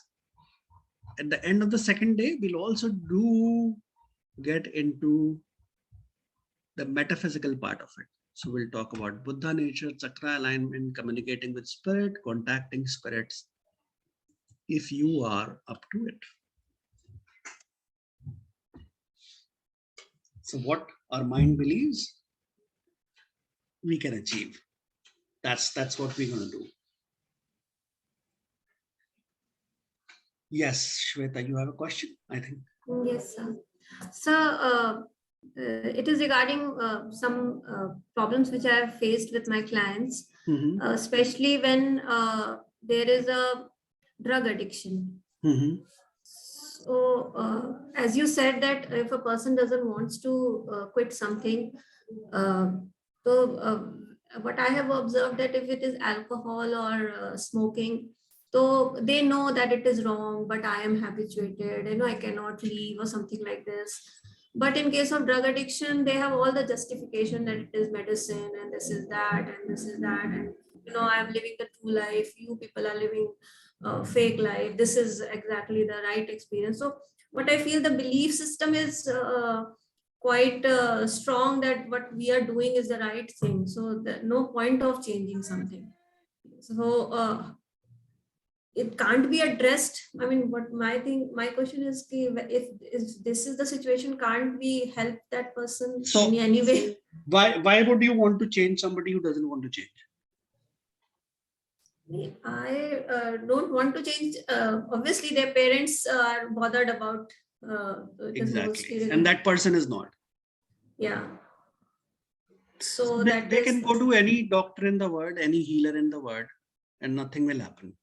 They'll keep spending the money. But the person is not going to change. Okay, so because I also felt that when you believe that what you are doing is right, how I can help you, because you don't want to change anything. So that was there are processes, there are things. You do a past life regression, you do a couple of other things, and then you might come across the reason and everything else. But my thumb rule is, if you don't want to change, I don't want to work with you. Yeah, Gauri. Sir, इसी के बारे में सवाल है कि if the person is addicted, तो जो addiction वाला जो चीज होती है ना, उसके कारण वो नहीं छोड़ पाते. But जैसे for example, my brother, he is an alcoholic. वो जानता है कि खराब है और उसको वो छोड़ना भी चाहता है, बीच बीच में वो कोशिश करता है, but then he is again back to it. तो किस लेवल का वो होना चाहिए conviction बंदे में? The moment he wants to leave and says, I'm ready to start the sessions. Okay. All right. Because every emotional trigger that he or she will experience can get back to the, whole thing, and the therapy is lost. But the moment they say, yes, I am willing to make the change, and you can. However feeble that is. बहुत ज़्यादा है तो किसी की जरूरत ही नहीं, अपने आप ही हो जाएगा. They don't need a therapist. जिस दिन सोच लिया ना, उस दिन हो जाएगा. जहाँ पे 50-50 केस है, 20% है, 10% है, वहां पे you need a therapist to say, yes, stay on the track. So the moment the person says, yes, I want to change, and it is who I am deciding to change. And then ask them whether they want to leave it fully, they want to reduce the intake, what is that they want. सबको पता है बुरा है हमारे लिए. क्या कर सकते हैं? Yeah. Saket, so I have a question. When we're dealing with people who have addiction, and they do want to quit, and we're working with them, and suppose they're highly addicted to cigarettes or alcohol or anything, and now they start to go through withdrawal. So are we also obligated to help them with that, to take them through that? Yeah, you can help with the withdrawal symptoms. And there is script for that also, right? Yeah. See, ultimately, I would want you to work without scripts. The scripts are there to give you initial idea how things work, what your suggestion should be. But ultimately, the whole work is done without the script. Yeah, Renu. Saket, we have spoken about the addiction part earlier, and it's probably same as what Gauri was asking. But here there is a different problem or issue, you can say. What about the addiction of the people? Like, there are certain people who are latched on to some people be it a relationship which does not fall in the social norms, or be it a relationship that does not have a name, like, you know. And it doesn't mean always a romantic relationship. It could be a student getting latched on to student, to the teacher, or, you know, somebody to a friend, which is not normal. Like, you know, हर चीज के लिए किसी का validation चाहिए, और आप you're looking up to that person. In that case, if the person who is latched on to somebody is not interested in letting go of that person, and everybody else around him feels कि नहीं ये abnormal है, so do you think that also would fall in the same category कि Yeah, substance substance or people addiction is same. All Okay. we are trying to do is trying to replace a need that we have. So in this case also, we cannot take them through the therapy unless the person is question is himself interested. Exactly. If the person is not interested, no point. Well, you might want to, but होना वाला कुछ नहीं है. I think Anushka would agree this, that we here in psychology, even if the person is not willing to change, we actually try to guide them through the addiction. You feel like that you will be guiding them, you'll be talking and you'll be telling them how bad it is, and they'll be like sudhro. Hopefully, but they don't. हाँ नहीं, पर कई बार सुधर भी जाते हैं, but mostly you are right, नहीं सुधरते. It has to come from within. कई बार वही वाले सुधरते हैं जिनके अंदर से आ जाता है कि अच्छा यार सुधर जाते हैं. हाँ नहीं, but as a therapist, we would like to believe कि हाँ हमने सुधारा है. So The point is, sometimes I feel that people, they want to, but they become so, they want to change. Say someone has some trauma when it comes to, you know, their first relationship was a very traumatic one. So I mean, this is something I see at least people of my age कि अच्छा नहीं, अब 4 साल की girlfriend थी, बहुत toxic हो गया, so अब तो commitment ही नहीं चाहिए. They just don't want to help themselves. I mean, they think that it's okay to be comfortable like this for some time, and then, you know, okay, yeah, maybe I'll take some more time before I decide to heal myself. So, you know, in that kind of a situation, how do you help people around you? Because I understand sometimes, I mean, this is going to sound very metaphorical, but sometimes, yeah, if you even end up getting a physical wound, not all wounds need immediate bandaging. You need to leave it open for it to heal a little bit, and then you start the medicines and you start putting bandages on it. But in this situation, when you know that, okay, I mean, you can see that ki bhai banda is going down the rabbit hole, how do you also stop yourself from helping them? And how do we use this modality in that kind of a situation? So you can ask them whether they want some help and they want to change. If yes, go ahead. Else don't. Anushka, I can tell you this. This is something I learned from Saket after about 20 years of my counseling experience, that the person who doesn't want to get help, you cannot help them. No matter how much you want to, no matter how strongly the others around that person ask you to. लेकिन अगर उसके अंदर से खुद change होने का नहीं है, you would not be able to do anything. And very reluctantly, I have agreed. But Saket is absolutely right. You know, even as a pranic healer, I do see that happening. There's one case where the person is willing to, deal with their quit smoking. तो result better आ रहा है. But someone, because family में मुझे बोला गया करने को, मैं कर तो रही हूँ, but I know कि person की willingness है. तो I've told them very clearly, listen, don't waste my time, don't waste your money, let's not do this. I understand that even a little bit of, you know, an iota of willingness is also important, but yeah, I mean, I guess I only have to do my own hypnosis and let go of this. One thing I wanted to ask is that some people want to give up, but they are weak. So, for example, they will assure you that they're doing it, and then they would, like they smoke one cigarette and then like, oh, I have given up. This is just like, you know, I'm just phasing it out, or I'm just weaning it out, or like trust me, I'm giving up. And they keep on tricking you, like you feel cheated at the end of it because they're saying they're quitting. So do they really want to? Do they really want to? But the weakness, there is some weakness. Subconsciously, they don't want. Consciously, they want to. So that's how we come across is that work with things as idiomotor responses or your small muscle responses. Okay, and I need a person who I can focus on. Who's going to be? Anushka. Me. Good. Good. So what I want to do is take your hand and make it like this. Yep. Relax. Totally relax. Right. And focus on the tip, one of the fingers. Keep breathing and keep focusing. And I want your unconscious to take control of this hand. And when it does that, you'll feel there's some movement happening. And when it happens, let it happen. Let one of the fingers move. And we will know that your subconscious is there talking through the hand. Take your time. Keep focusing. Focus on your breath. And one of the fingers would start to move. Show us some movement. Oh, yeah. We can see that.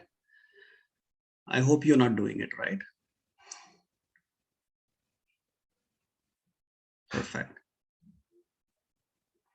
So if you want an answer, and if I ask you a question, if the answer is yes, which finger will move? Don't assist, don't resist. Let one of the fingers move and we would know which it would be.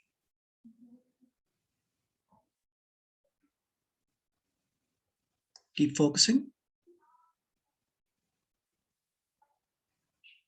And now close your eyes. That's right.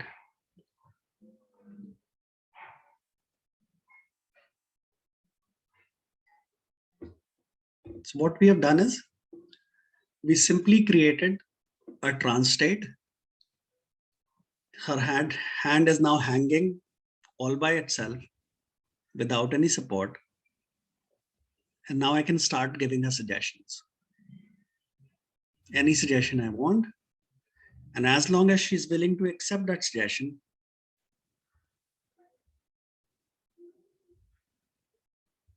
that's right. And anything that you want to change, you can. Anything that you want to learn, you can. Remember how it was when you started to learn and write ABCD.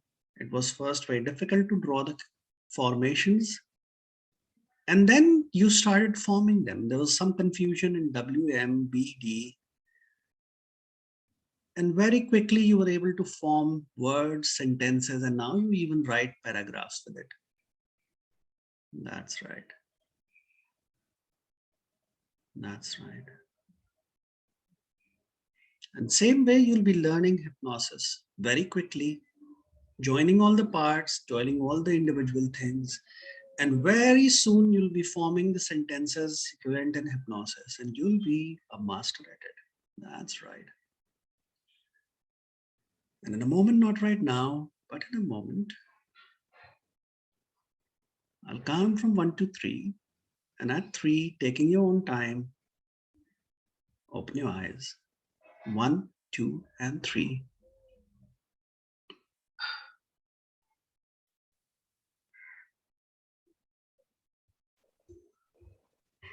So a couple of signs that we have is lack of movement, stillness is all sign of a trance state. Why did I have tears rolling my eyes, like rolling down my cheeks? I don't know why.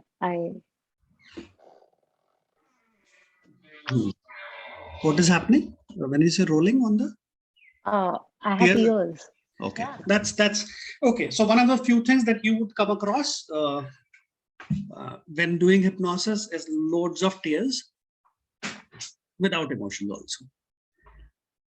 But I felt something like it was. There's a lot of emotional cleaning happening.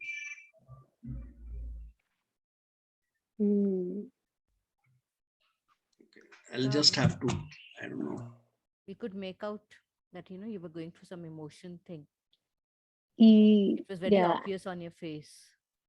Okay. I felt it was regarding something like when it started about childhood, like when we were reading, writing and learning. So yeah, exactly. It might be something like that was what I felt. Around it that was time regarding only the her childhood. face her, became very sad, like yeah. you could make out that. So something regarding childhood and you writing, or it is not necessarily what I felt was not necessarily sad, but sometimes you just see your childhood pictures and you become very emotional, or some memory that might be the reason. But that's what I felt. It was around that time which I Don't felt. bring your belief systems. Okay. Sorry, She sir. would know what it is. So if we Okay. want to figure out, we'll have to go back to her and find out what it is. Okay. So I'll And just did show my you. hands actually move? I mean, obviously I didn't understand because It was a bit of idiometric response, just like small. like I couldn't notice. So was it like which finger was moving? Can anyone tell me? I could figure out, like you had a small movement. Okay. So it will Okay. depend. Some people have the major movement, some will have very small movement. Oh, my head feels so heavy right now. So now what we can do is, what we're going to learn, very good, she's there, a good demo, we'll do a regress to cause. See, courseware का ना सारा हिसाब किताब ऐसे ही चला जाता है अभी, पर अभी कुछ मिल गया अच्छा तो we'll show that. So when we say there's emotion and we want to figure out where that emotion is coming from, anything, it's a regress to cause. So we'll do a regress to cause. Regress to cause or regress to pause? Cause. Cause. C-U-S-E. Okay. Good. Close your eyes. I don't want to cry. My heart feels so heavy. You don't want to, then you won't. I mean, okay, now I want to let go of whatever's not serving me. Okay. So just close your eyes. And all I want you to do is think about the time that you were in few moments ago. Your hand was suspended and you had that feeling when you were crying. And you could feel that feeling in part of your body. And if you're feeling in the part of your body, where exactly were you feeling? Focus on it. And expand it and let it come out. Magnify it, multiply it, bring it out.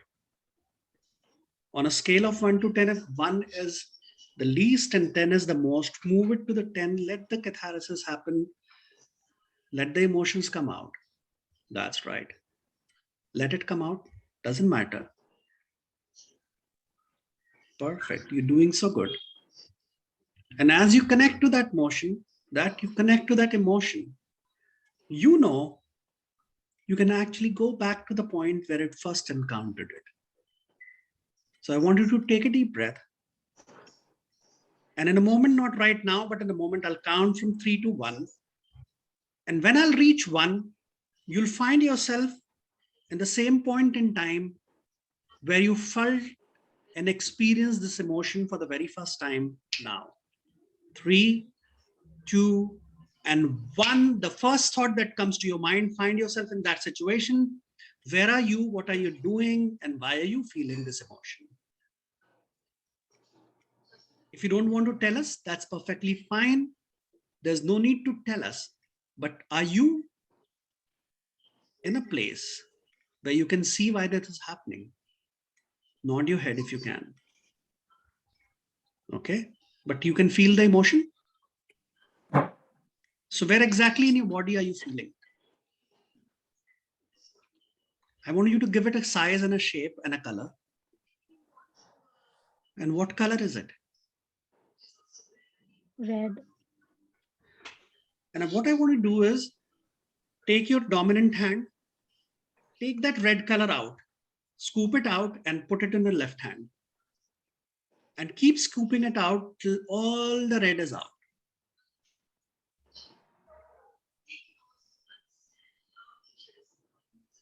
And as you take it out, you notice that it starts to lose control over you. And I want you to make sure that every single bit of it is out. Sometimes it tries to hide. So look around, take it out in non-dominant hand. And you would notice that it might change color as you take it out, or it might remain the same. You will feel the texture. And it would change as you take out, or it might remain the same. I do not know, your subconscious knows. But once you've taken it out, you'll begin to feel lighter and lighter, lighter and lighter, lighter and lighter. Take all the time that you want. We have all the time in the world. That's right. Keep doing it.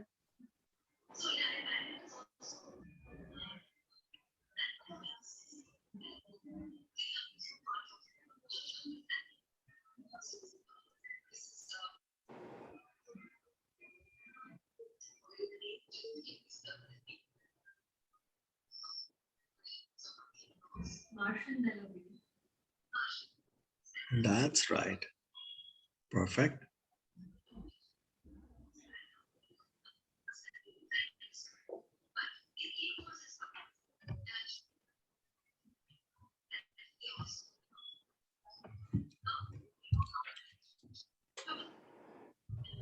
Take your time and bring it all out.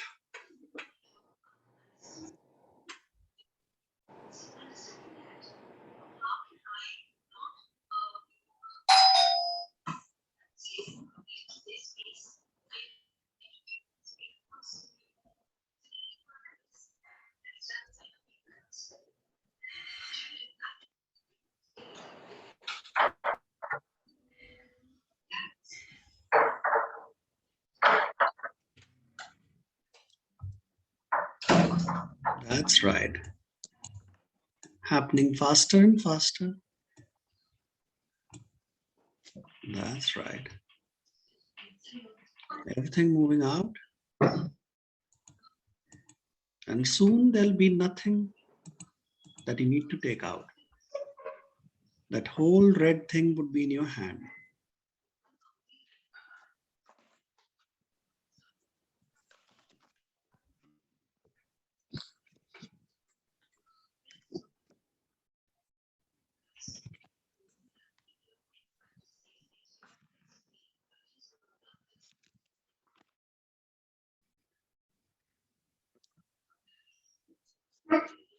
When it's all done, just nod your head.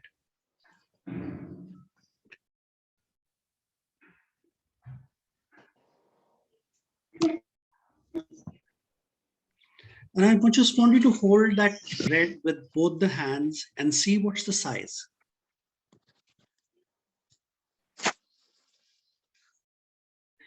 In a moment, not right now, but in a moment, I'll count from 1 to 3. And at 3, you'll be able to compress it to the size of a small tennis ball. 1, 2, 3. Now, compress it. That's it. And notice when you compress it, the color remains the same or it has changed. What is happening, Anushka? Okay. And in a moment, not right now, but in a moment, I'll again count from 1 to 3, and you'll be able to compress it to the size of a table tennis ball. 1, 2, 3. Now compress it and tell me the color is same or different. I'm not able to compress it. You're not able to compress. Fair enough. How's the texture? Very dense, very heavy. Very dense and very heavy. Very dirty, like Very sticky. dirty. Sticky. That's right. In a moment, not right now, but in a moment, I'll count from 1 to 3, and you'll see with you an instrument. Using that, you can cut this ball into 2 halves. 1, 2, 3. Now, the first thought, what instrument is that? Nice. Cut it in 2 and give 1 half to me. Imagine, visualize, pretend that I'm taking that half from you. And as you give to me, that you see, I've taken it, and you see me walking away with it. Far, far, far away from you. As you watch me, moving far, far, far away. And you realize that losing control over you, whatever control it had over you, that color is no longer there. As you see me go to Mumbai, catch a ship, go to the middle of the sea, and I dump that half right there in the sea. And as it goes down the sea, it dissolves, transforms, and drowns never to come back to you. No control ever.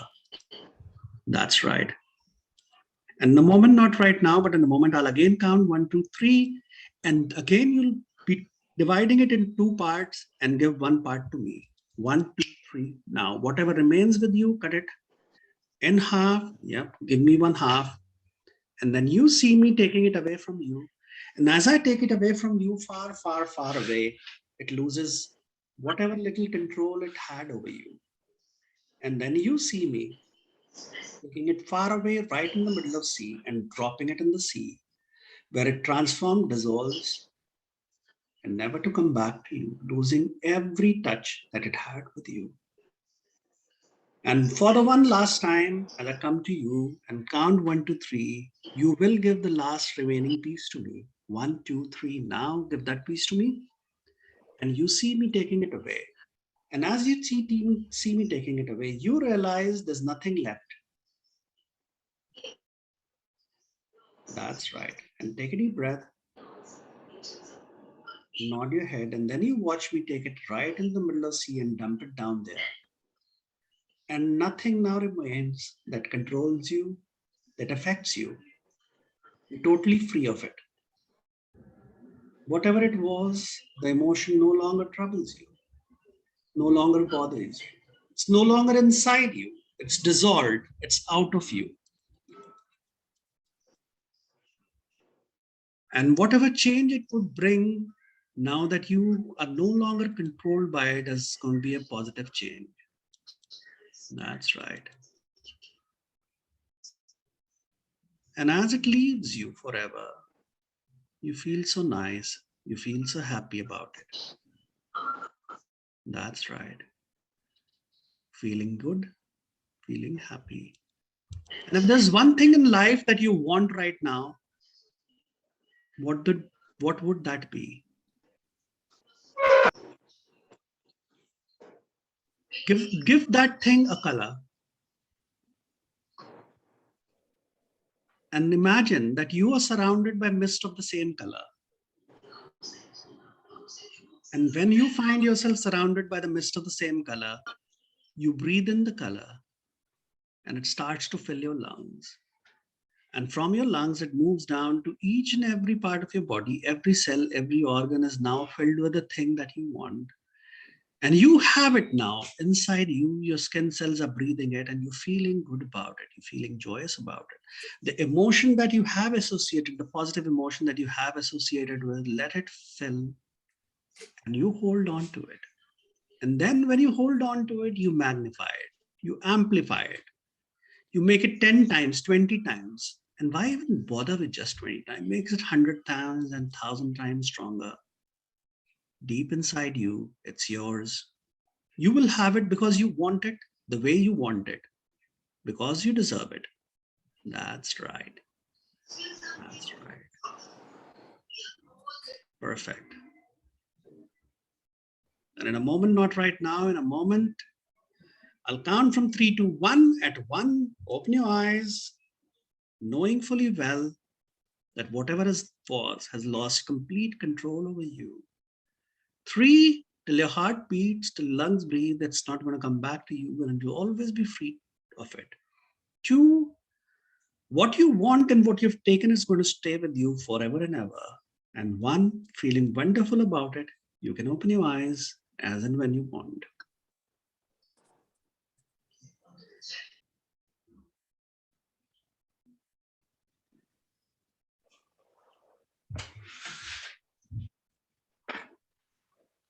How are you feeling?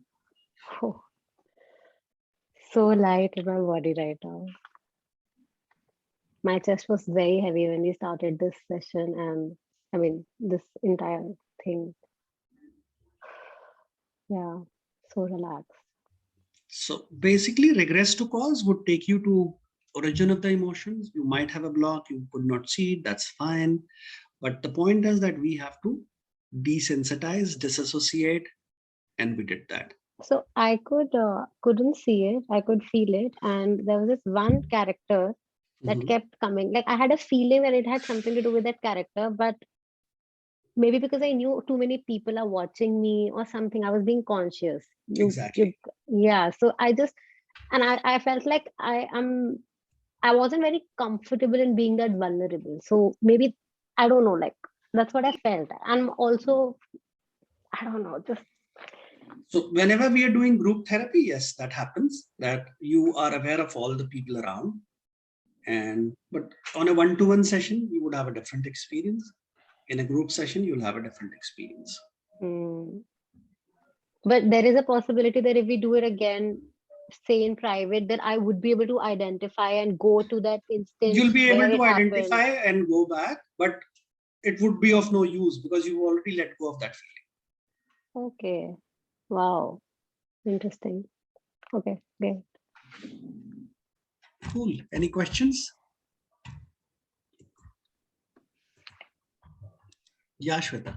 Sir, I was just watching the session, and but at the end of it, I was not doing anything, whatever you were asking her to do. But at the end of it, I felt as if like a very light. But I was not even, I was just watching her do and listening to whatever instructions you were giving. I was not visualizing anything, nothing. Nothing was on my mind. I was not going back to any kind of memory or something like that. Nothing. I was just watching.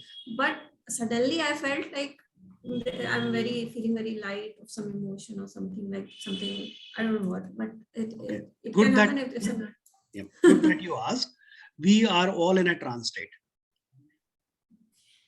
Since we are all taking each other into trance and we are experiencing it happening, and now we are associating throughout the day, we are going to be in that state. That what makes the learning of hypnosis even faster, because you're learning it in a trance state anyway. And you'll be able to use everything that you're learning very naturally. And what was going to happen is that whatever is the suggestions that are coming, the moment there's a subconsciously even a iota of resemblance with the issue that you have, and your subconscious recognizes it, it'll start accepting those suggestions. And a lot of clearing would automatically happen even when we're doing things on each other, without you actively participating. Thank you, sir. That's very interesting. One ground rule, I'm Saket. Call me that. Okay. Okay. I'm still to be knighted by Queen Victoria. The day I am knighted, I'll say I'll become Sir Saket Rai. So I'm waiting for that day. So that's perfectly fine. Any more questions?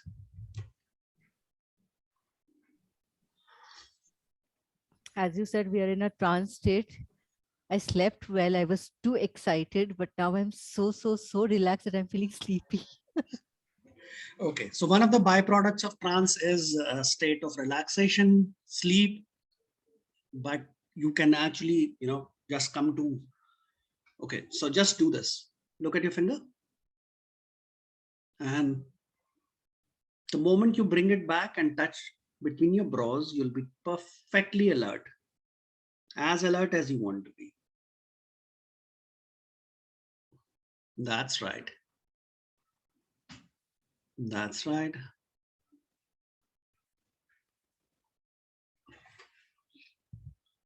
Perfect.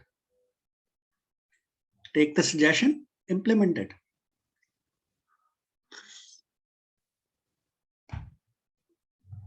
Good.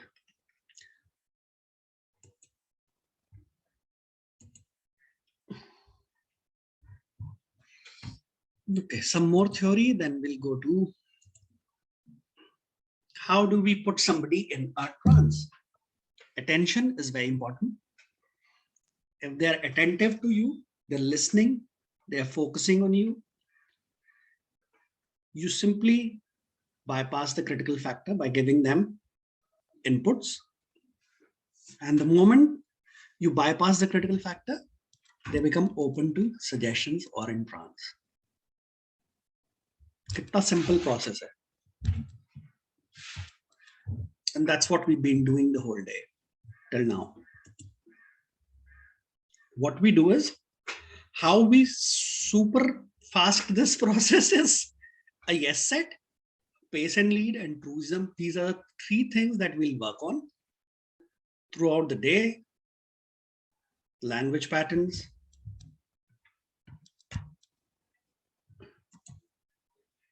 A yes set. So what is a yes set? You guys would have heard that song of Baagon mein bahar hai. सबने सुना होगा ना? And then you keep saying hai, and the end result is तुमको मुझसे प्यार है, and then there's हाँ है. So the basic principle in a yes set is, the more yeses you can get from a person, the chances are that the subsequent question you're going to ask will result in a yes. Subconsciously also.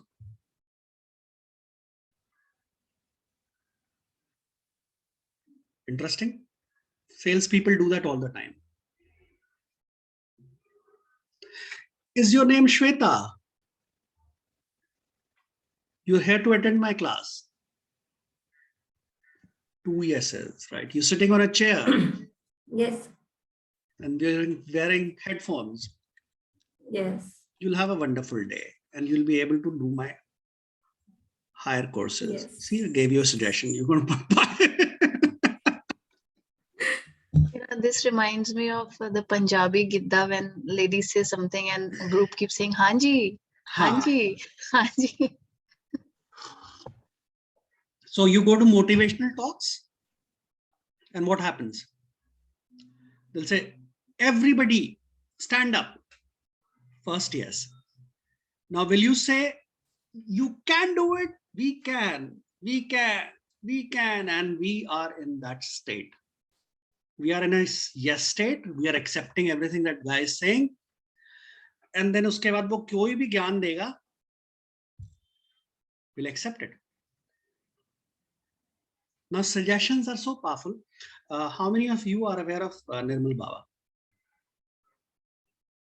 Okay. So what typically happens is that people will come with, Gauri is also aware. Gauri, tumne kya khaya? Samose khaye the ya chaat? Okay. So now we laugh at it, like looking at it. No. But this guy has got it right, actually. He is simply giving suggestions to people who are already willing to accept suggestions. Any figure of authority, be it religious, spiritual, political, has you already in a fix where you accept those suggestions that they are about to give you. So you go there willing to accept the suggestions. Guruji, नौकरी नहीं लग रही, व्यापार नहीं चल रहा. अच्छा, समोसे खाते हो? हाँ जी खाता हूँ. हरी चटनी से खाते हो, लाल चटनी से खाते हो? लाल से खाता हूँ. हरी से खाया करो. Prepare. Now, a suggestion has been given that he's going to identify opportunities. He's going to be prosperous as long as he's having his samosa with hari chutney. It's an anchor. We'll talk about anchors. And he knows, yep, same way, placebos. So it's there. And fun fact is, some placebos have better rate than some medicine. So it's easy to give them placebo than medicine and still work. So that's how things work. A suggestion gone in would take care of it. And this guy would come and then share this experience, and the person who had a little bit of doubt in his mind is no longer having that doubt. And bingo, next suggestion goes in.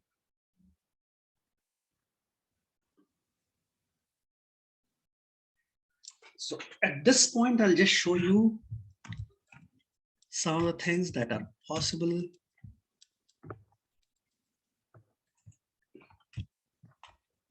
Just let me show you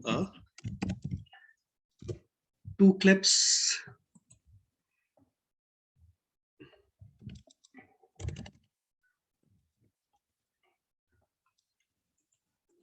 Just a minute.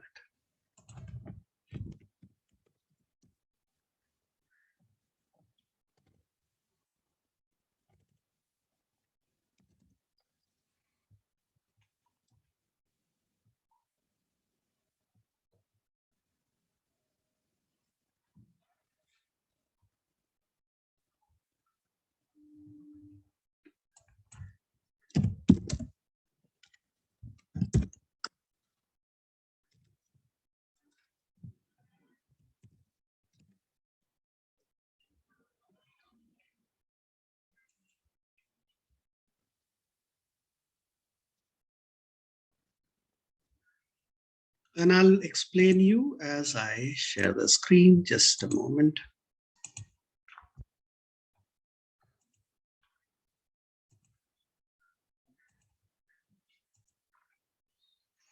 Okay, you guys can see my screen? Is the most prone to hypnosis, and I've narrowed it down to the 2 people. Can you guys hear and hear this? Yes. Okay. Yes. Questions?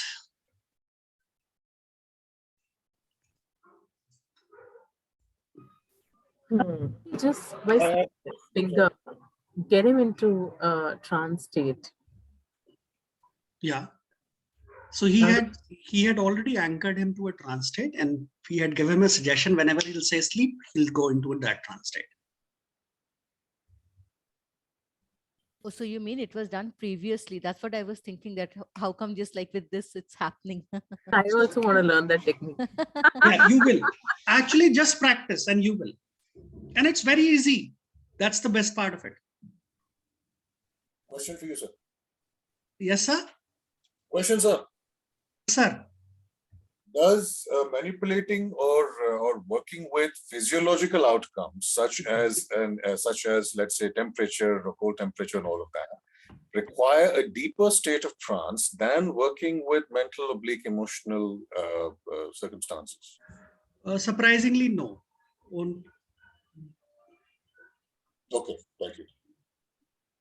So you can change your blood pressure, you can change your heart rate, you can change your the perception of cold or warmth. And roughly the same state of delta. Yeah. Sorry. Yeah. No, alpha. Alpha. Thank you. One question. Yeah. How does it touching the bar disconnect him? How did that happen? Again, a suggestion. He's another man who's touching it. Yeah, it's just a suggestion. So he had given him a suggestion. How come it brought him out of the trance? No, it didn't actually. It did. He was immediately started feeling cold and he jumped out. So what he said, that the water is warm, and when I touch this, the water will be cold. So he touches it, the water becomes cold, and then he says, okay, now I'm removing my hand, and voila, again it's cold, warm. So it's just playing with the suggestions. You want to be that good? Practice. Even if you do it like within a month, if you practice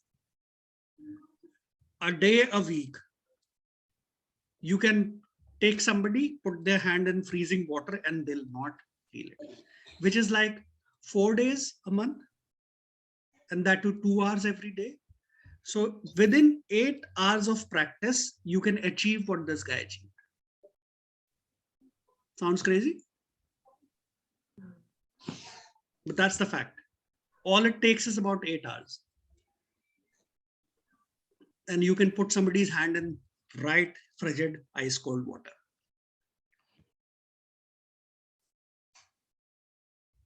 And 8 hours I'm saying because baki ka course bhi padna hai na. Otherwise, if you just focus on it, you can probably do it in an hour.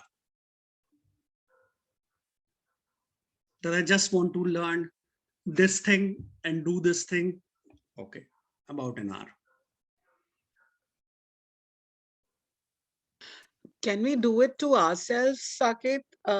Like, self-hypnotize and not feel the cold water? Yes. And I mean, how do we do that? There's a script called Glow Anesthesia. Okay. It's there in the book that I shared. Use it. Then I'm definitely going to try this. Could you repeat that, Saket? Glow Anesthesia. Oh, okay. That's towards the end of the book. Yeah. Okay. Could you tell me the name of the hypnotist that you just? Oh, Darren Brown. Darren Brown. Okay. Darren Brown is one of my favorites. He does use hypnosis. He uses mind reading skills, not really mind reading, but just the mind reading, where it seems, because he never claims he's a psychic. That's what I like about him. and and he can look at somebody and tell where that person is from, or he can look at that person and tell what their question is. Interesting, but that's a different thing. So we'll focus on hypnosis today. ये इसमें नहीं आता क्या जो हम सीख रहे हैं? No. Hypnosis is hypnosis. That mentalism is something different. That's more of a psychology. This is also psychology with the therapy. That psychology with intention to know the person. Saket, will you be making a WhatsApp group for all of us so that we can keep Oh yes, practicing there with each other? already exists a group. There are people there, and I'll be so you'll find Renu, Jyoti, Ramya, Neha, Devika, Nidhi. Oh, Nidhi, finally you could make it. Sid, all there, and Deepika, and I'll be adding you guys to that. Oh, great. Thank you. So you can keep practicing. Practice is the only thing that is the key. Saket, when you do it on yourself, do you use the script and just direct it towards you, or is there any, So there are multiple ways of doing things towards you. Okay, how I do it is, let's say, now I've done it so many times. All I say is, set an intention, and I'm relaxing, and I'll not be able to open my eyes.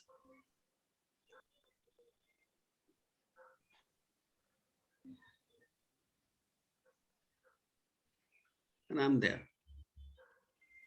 So the more you practice, the quicker you will go there. so you say it out loud or you say it in your mind? I used to. Now I only say here. Okay. I sometimes record and listen, which is also fine. Okay. So the first 10 seconds of the recording, I keep it blank, and then I record anything that I want to suggest myself. And then I say, okay, in that 10-second, I'll count from 10 to 1. And by the time I'll reach 5, I'll be gone. I mentally start counting and gone. Okay. Thank you. Sounds good, but it sounds scary because if there's nobody to bring us back, and if we can't. No. So we need to understand there's nothing called bringing you back. You're not gone anywhere. You're here already. Okay. And our subconscious is super self-preserving. The moment it sense danger, in fact, people in trance state have even perceived things what are about to happen if it's dangerous to them.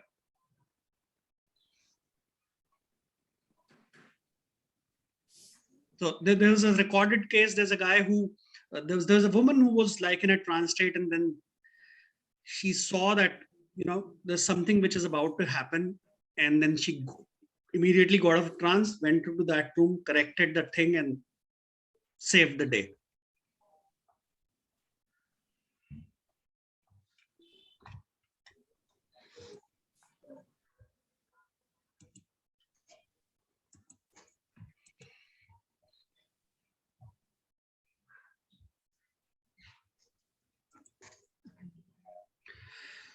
Okay, let's move on.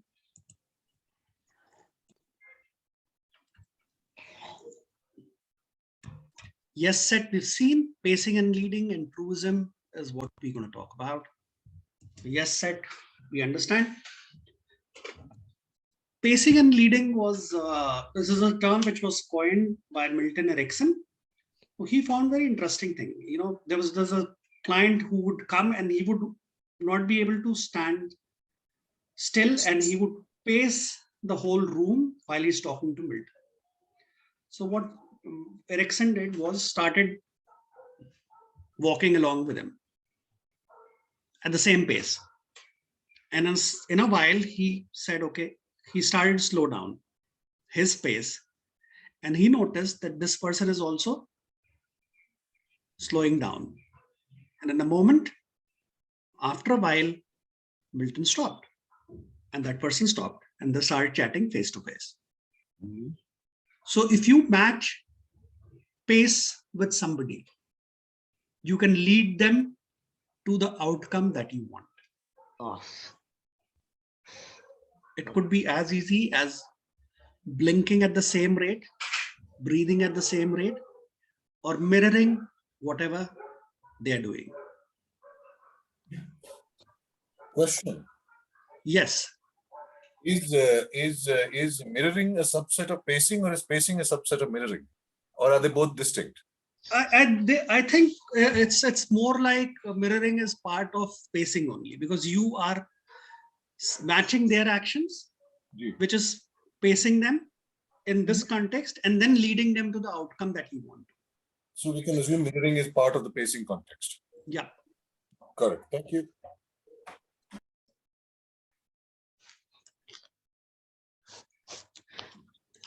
And then we use truism. Truism is things which cannot be like a penny a day, you save a pound, a friend in need is friend indeed, a stitch in time saves 9. They're all a journey of 1,000 steps. Starts with the first one. Everybody knows that, right? And if somebody comes to you and gives that wisdom, you want to slap them. I know that. Every journey starts with this, first step only. But then if you say it in a way, it's a truism, and you accept the wisdom that, yep, every journey starts with a single step. So when we're dealing with hypnosis, when you're taking people into trance state, things which are very obvious, if you say them, if you repeat them, the trance gets deeper, because that's what's happening. In a simpler terms, how we do things is we tell them what is going to happen, and then we tell them that is happening, and that's it. It happens. So in a state of trance, if you would notice, I would always say that. So I use the words, and you can use the same. In a moment, not right now, but in a moment. And this is just to take the pressure off. So when I say in a moment, not right now, but in a moment, the pressure is already off. I'll count from 1 to 3. At 1, you'll feel your eyes are getting heavier. At 2, they'll be completely heavy. And at 3, you close them and you find it very difficult to open. So let's do that. Who's going to be the subject? Shweta. Good.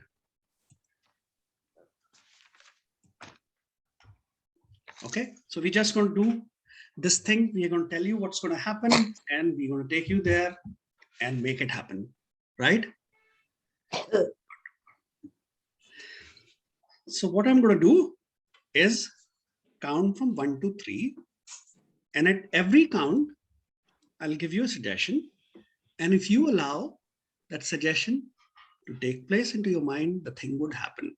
So on 1, I'll tell you that your eyes are feeling really heavy, and they'll be heavy. At 2, they'll be so heavy that you may close them. And at 3, you'll be in that state that you'll simply find them so heavy you would not want to. You can, but you would not want to open them, right? Shall we do that? Close your eyes. 1, and imagine them getting so heavy, and they are. That's right. 2, now that they're already closed, you know they're so heavy that when I count to 3, you would not want to open them. And 3, try opening them. And go into a deeper state of relaxation. That's right. An even deeper state of relaxation. And this relaxation would bring something out, something which makes you really happy, which brings the smile to your face. And think about that. And bring that smile. And you can smile as wide as you want, no issues on that. And you can even laugh, giggle. Come on, bring it out. You can giggle, no issues on that. Yep, that's it. Magnified, magnified, magnified. That's right, that's right, that's right. Yeah, you can laugh like you've never laughed ever. It could be loud, it could be small, it could be sounds, whatever you want to do. That's right. Bring your emotions out. That's right. Perfect. And one deep breath. And 1, 2, 3. You can open your eyes.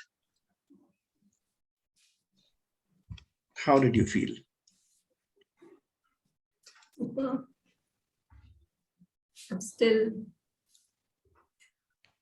that's very nice. So we have the ability to change any state that we are in. And all we have to do is tell what's going to happen, tell them that it is happening, and then show them that it has already happened.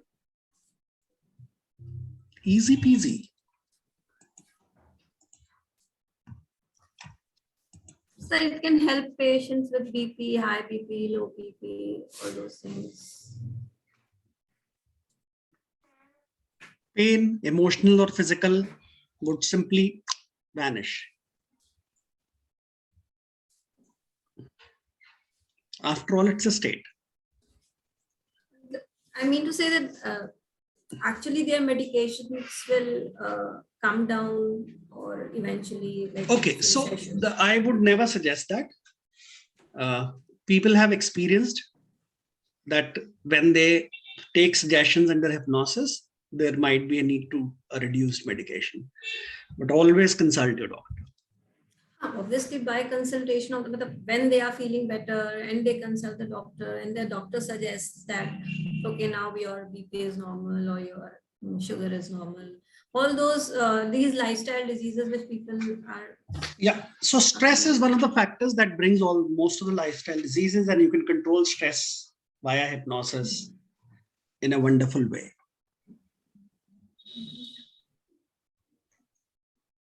Thank you, sir. Yeah, Venkateshwari, I can't hear you. You'll have to unmute yourself. Sorry. Can you hear me now? Yeah, I can. Yeah. Are there people who shouldn't undergo hypnotherapy? Of course, the ones who are not are willing to change, we can't get them into a trance mode. Other than them, initially, don't do it with people who are psychotic. You might not be able to handle the outcome.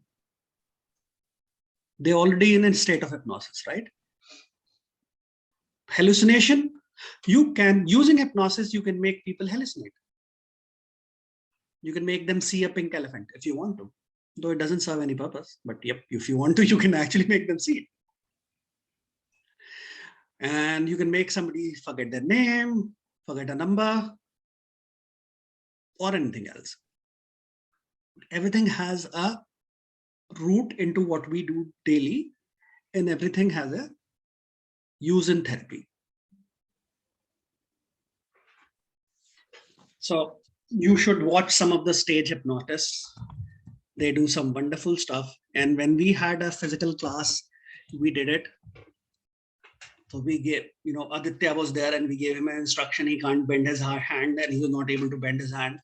And Umang was there and then we gave suggestions to Umang that now she can only move her head and not her body. And she was like, okay, fair enough. That's the only thing she can move. She could not get up, not lift her hand, not move her legs or anything. It's fun. But when you realize there's a lot that you can do in therapy using those suggestions.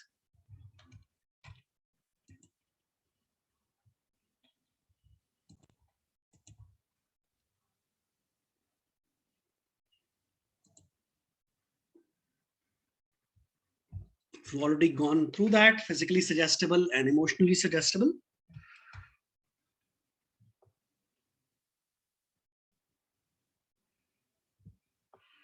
So there's something called sexuality also, which is physical sexuality and emotional sexuality.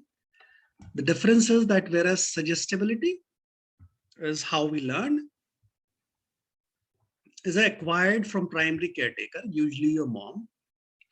So usually your suggestibility would be same as your primary caretaker. The secondary caretaker, whoever that is, your sexuality would be like that. So emotional, and of course, there's nothing to do with feminine or masculine. So Your sexual personality starts to develop during childhood, typically when the youngster is between 8 and 14 years old, whereas the suggestibility develops between 0 and 6. And between 8 and 14, you model the sexual personality traits of the father figure, which is basically trying to get closer to the mother. Unlike suggestibility, which can change somewhat and be affected by different events in an individual life, sexuality does not change. I didn't get the second point of the sexuality. Please come again, come back. This one? Yeah. Okay. So it basically says that the suggestibility is basically critical factor, and suggestibility is on the primary caretaker and is different in different situations, develops mainly 0 to 6, whereas the sexual personality is between the age of 8 and 14, where you're trying to get closer to the mother. Now, when you say closer to the mother, it means the primary caregiver. So what the theory behind is that the person, the child is looking to get attention from the mother because that's the primary caregiver. He gives food, comfort, and everything else. And he notices or she notices that whenever the second caregiver comes home or is in the presence, the mother is more attuned to that person than the child. And that's where it tries to get the traits of the same person. Makes myself clear? Or I confused you more? There's a book by, I'll share a book, ENP, Actually. because there's a lot which Okay. needs to go into it. Now, emotional and physically suggestible have their own priorities. When people are emotionally sexual, their priority is career, security, hobbies and kids, relationship, and sex comes the last. When they are physically sexual, relationship or sex is the primary priority, children and family is the secondary priority, hobbies or friends are third, and career and security is the last. Don't kill me for this. Kill the guys who made it. Okay. No. Yep. These are the ones that we'll go through first. Where do I?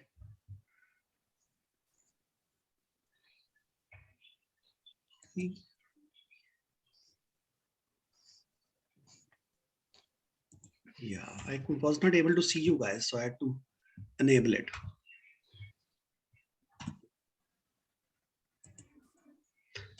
Okay, so these are very important. I'll be sharing the PPT with you guys. Just would like you to go through them again and again. It does not make sense initially, but as you keep practicing, these start to make much more sense than they do initially. So the law of reverse reaction. So when you're giving a suggestion, a part of it could be weaker and a part of it could be stronger. Like when you say your eyes are stuck, you cannot open them, the harder you try. And so we're making it weak. We're saying this would not happen, whatever you do, and this would happen. So that becomes the stronger part. So your eyes are stuck, you cannot open them, the harder you try, the tighter they become. The subject may try to open his eyes, which is a weaker suggestion, but cannot, which is a stronger suggestion. So if we are giving, it's a seemingly, in a very unharmful way, you can give suggestions to people, which one part of the suggestion could be weaker, one could be stronger, and the stronger part would take place. Can you give an example, Saket, of that previous topic that you stronger and weaker? Just an example. So you're implying something. Let's say, let's say, let's take the example of the smoking only, So, you would start to smoke and you want to give up, and you would give up, you would not like the taste. You might not even like it when you light up a smoke and the smell is not going to go and you're going to feel it every day. And the harder you try to remove that smell from you, it would still not go, you will still feel it. Try doing that. So you're basically negating something and making it stronger and stronger. The second part gets stronger and stronger. And then you say, and throughout the day you try it, it will not go. So that's the kind, you make one side weak, one side strong.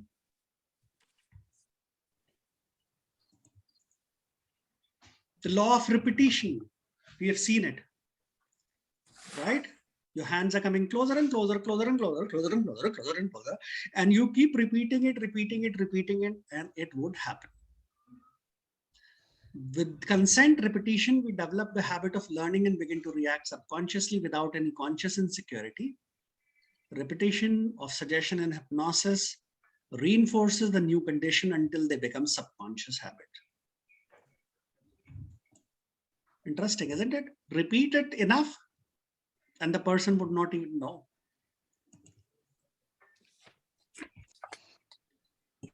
The law of dominance. The law of dominance, bade tarike se use karte hain. Some of you said, can you do this for me? And some of you said, now do this, do this, do this, and do this. So as a therapist, try to say, do this, and do this, instead of can you, can you, can you. Aaya karane na. They'll listen to you. And you have an assertive position, you create a law of dominance. And then certain part, you can speak with force, sleep, relax, and now do this. And the rest of the thing could be in normal voice. Even a slight change, slight inflection would help. You don't have to really go that deep until unless you want to give it a dramatic effect. So slight change in tone would help it. So what you assume becomes.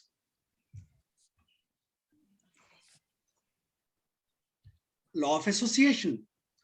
So when we start responding to a particular stimulus, the presence of other stimulus, we start associating. Like we gave an example, the deeper you breathe, the more relaxed you are. So if I'm associating deep breathing with relaxation and nobody's resisting, fair enough. And then I say, the deeper you breathe, the more you relax, and the more you relax, the deeper you breathe. Now it's a constant loop that is going on. Subconsciously, they'll go deeper and deeper and deeper and deeper with that loop happening. And this actually happens. I have a chair in my house where I take therapy sessions. First session, second session, third session, you don't have to tell them. They'll simply go into a state of trance while sitting on that chair. And if somebody accepts the first suggestion, they'll accept the second and third suggestion. It becomes easier. The law of delayed action. Now, what sometimes happens is that, let's say confidence. If you're giving somebody a treatment for confidence, and they'll go and they'll speak in front of crowd and everything else, they might not initially nothing could happen, and they'll say, okay, fine, I'm not feeling anything. But they'll only feel it when they'll go in front of the crowd and face the crowd, and then they'll have all the confidence with them. So sometimes we need to test immediately, and for that I'll take an example. I was working with last week I was working with somebody, a woman. She had claustrophobia for last 35 years, and it was so strong that she could not even, she told me that she could not even place her head under the quilt. She could not go to the double basement parking. Metro was a nightmare for her. So we did a session, and after the session, I said, okay, why don't you go and then get inside a quilt and pull it over your head and come back. And then she went, did, and when she came back, she was almost teary-eyed because she was not able to do that since last so many years. she would scream the moment it would come. Even if accidentally it would come to her face, she'll start screaming. And today she was able to do that willingly, take it on her face. And we have associated with a piece of peace and tranquility, and she was feeling that peace and tranquility in that condition.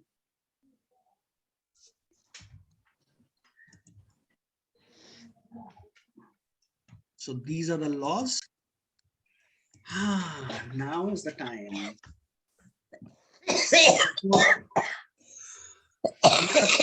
We'll break at 1:15, so we have around 15 minutes and we would practice. So who's going to practice on whom? Anushka? On me? I can do it on someone, yeah. On Pooja, great. So करना क्या है कैसे वो आपको बताते रहना I'll just tell you. I've shared a book with you, but I'll share the screen and you guys would know.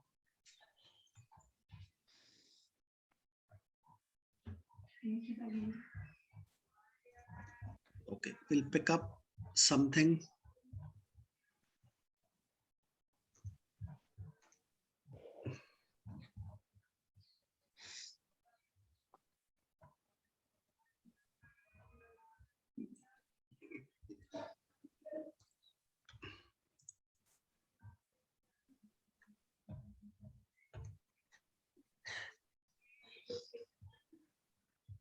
So there's something called, you have the book, Active Muscular Relaxation in the courseware. Could you just tell me the page number, please? Oh, okay, I'll share it on the screen. That'll be easier for me.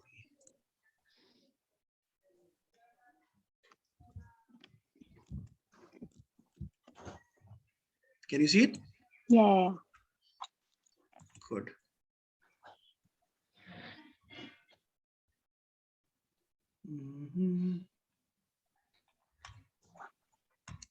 Okay, can you just type what number is there? 25. Okay, so you can look at your page 25, find that. You have it handy? हाँ जी एक second. Okay. हाँ जी, I have it.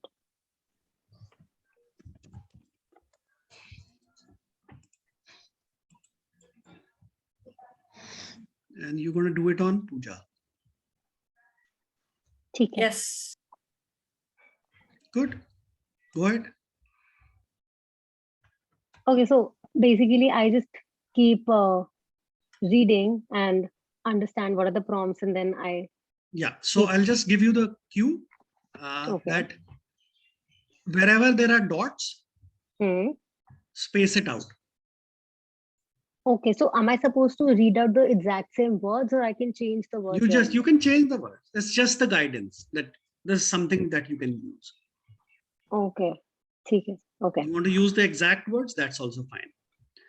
And ठीक है. then, Pooja, Yes. what do you want? One thing that you want more of or less of? As in, I mean, In your life, anything that you want more of? Okay, so do I need to tell you guys, or I just? You can, so we can do a therapy completely without context. Okay. So if you don't want to tell, that's fine. Don't tell us. Now, Anushka, when you've done that script, ask her what she wants, to give it a color, give it a size, and then expand it. Let the universe add to it. Let her desires be added to it and expand it, make it bigger and bigger, bigger and bigger, bigger and bigger. Okay. She'll have more of it. And then when she has more of it, ask how she's feeling and let her hang on to that feeling. Okay. Good, go ahead. The script is so long though. No, you can do it very quickly. Okay. Pooja, are you ready? Yes. Okay, great. Could you please close your eyes? Close your eyes. Don't say, could you please? You are in command. Oh, I'm You're in the boss. command. Yeah. Close your eyes and take a deep breath. Take a second deep breath, as deep as possible. And now you take a third deep breath. Hold it for 3 seconds. Exhale and relax. You are getting relaxed with each breath that you exhale. You are allowing yourself to relax deeper and deeper. I'm going to have you relax each part of your body, starting from the top of your head, all the way down till your toes. Your head feels lighter, you're relaxed. Your chest, your torso, the middle part of your body is all relaxed. Your limbs feel lighter, your arms, your legs. Your feet feel lighter. Just get rid of all the tension. All the tightened muscles are relaxed around your jaw, your chin, your mouth. Let go of all the tightness, of all the stiffness in your body.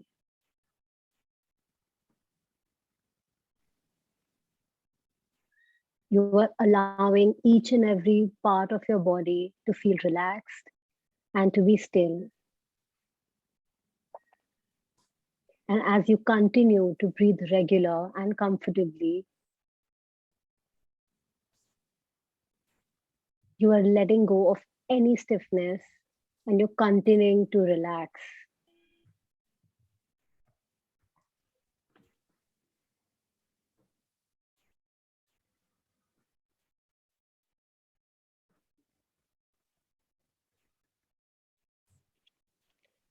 What is it that you want?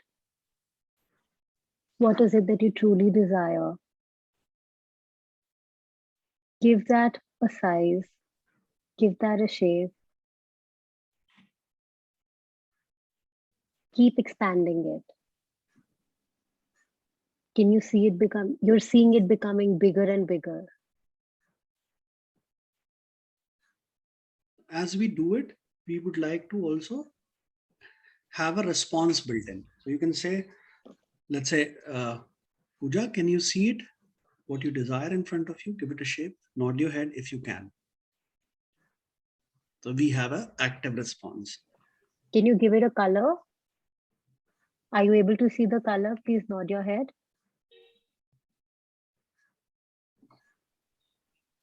Keep increasing the size of it.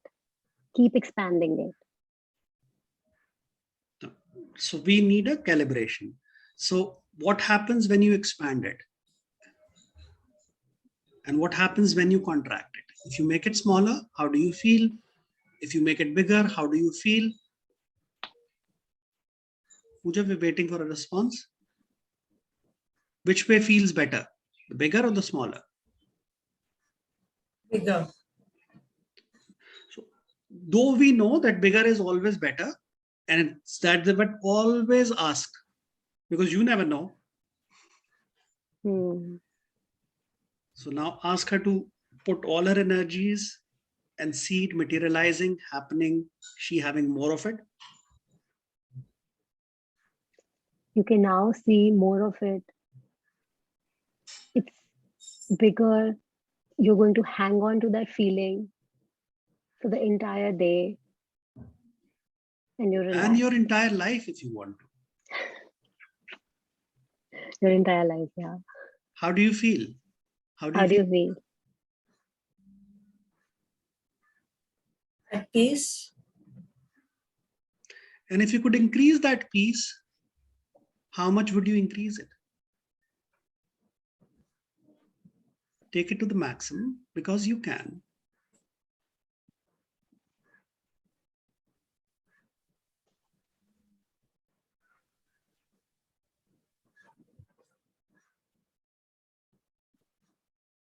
Perfect. And when you know that you have the most of it, just nod your head.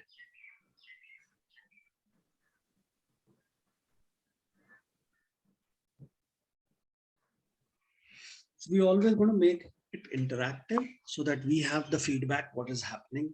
Because as you progress, you'll realize something what you're suggesting. Sometimes there's something different that is happening. And that is what we should be working on. And I'll take examples when we come back. And now what you can do, Pooja, is hang on to that feeling, that piece. And now we'll create an anchor for that piece. And whenever you want to be this peaceful, in this state, all you have to do is close your eyes, take a deep breath, and say the word peace. And the moment you'll say the word peace, you'll immediately, instantly, without fail, be in the state that you are in right now. And every time you say peace, every time it would be better, bigger. That's right. Take a deep breath, close your eyes, say the word peace, and instantly, immediately, you'll be in this state. That's right. Peace. Take a deep breath, close your eyes, and the moment you say it, instantly and immediately, you will be in this state. That's right. Perfect. As I count from 1 to 3, open your eyes on 3. 1, 2, 3 now. Okay, so now what we're going to do is we're going to test our anchor. So you are out in the state, what you had in the afternoon for lunch yesterday. I don't remember anything. Who was your class 2 teacher? Nothing. Asking all these silly questions to break that state she was in. Yeah. Now that we've broken that state, okay, now close your eyes, take a deep breath and do peace and see where you go. Perfect. She's there.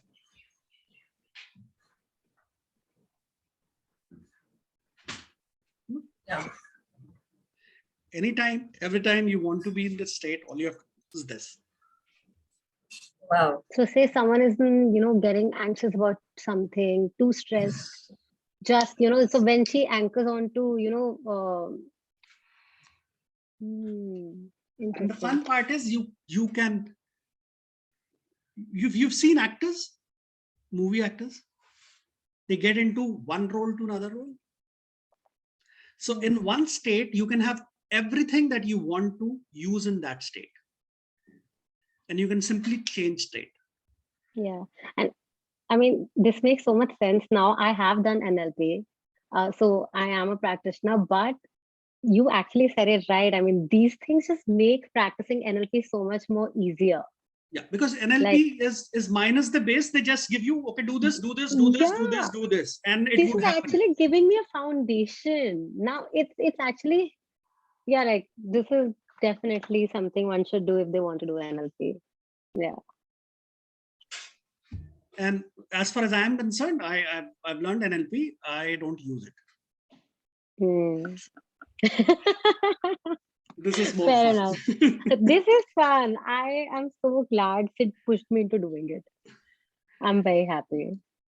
So now we're going to break for lunch. We're going to come back at 2. I'm going to be like 5 minutes before even. Now you have one exercise to do. We all been given a book, a courseware, right?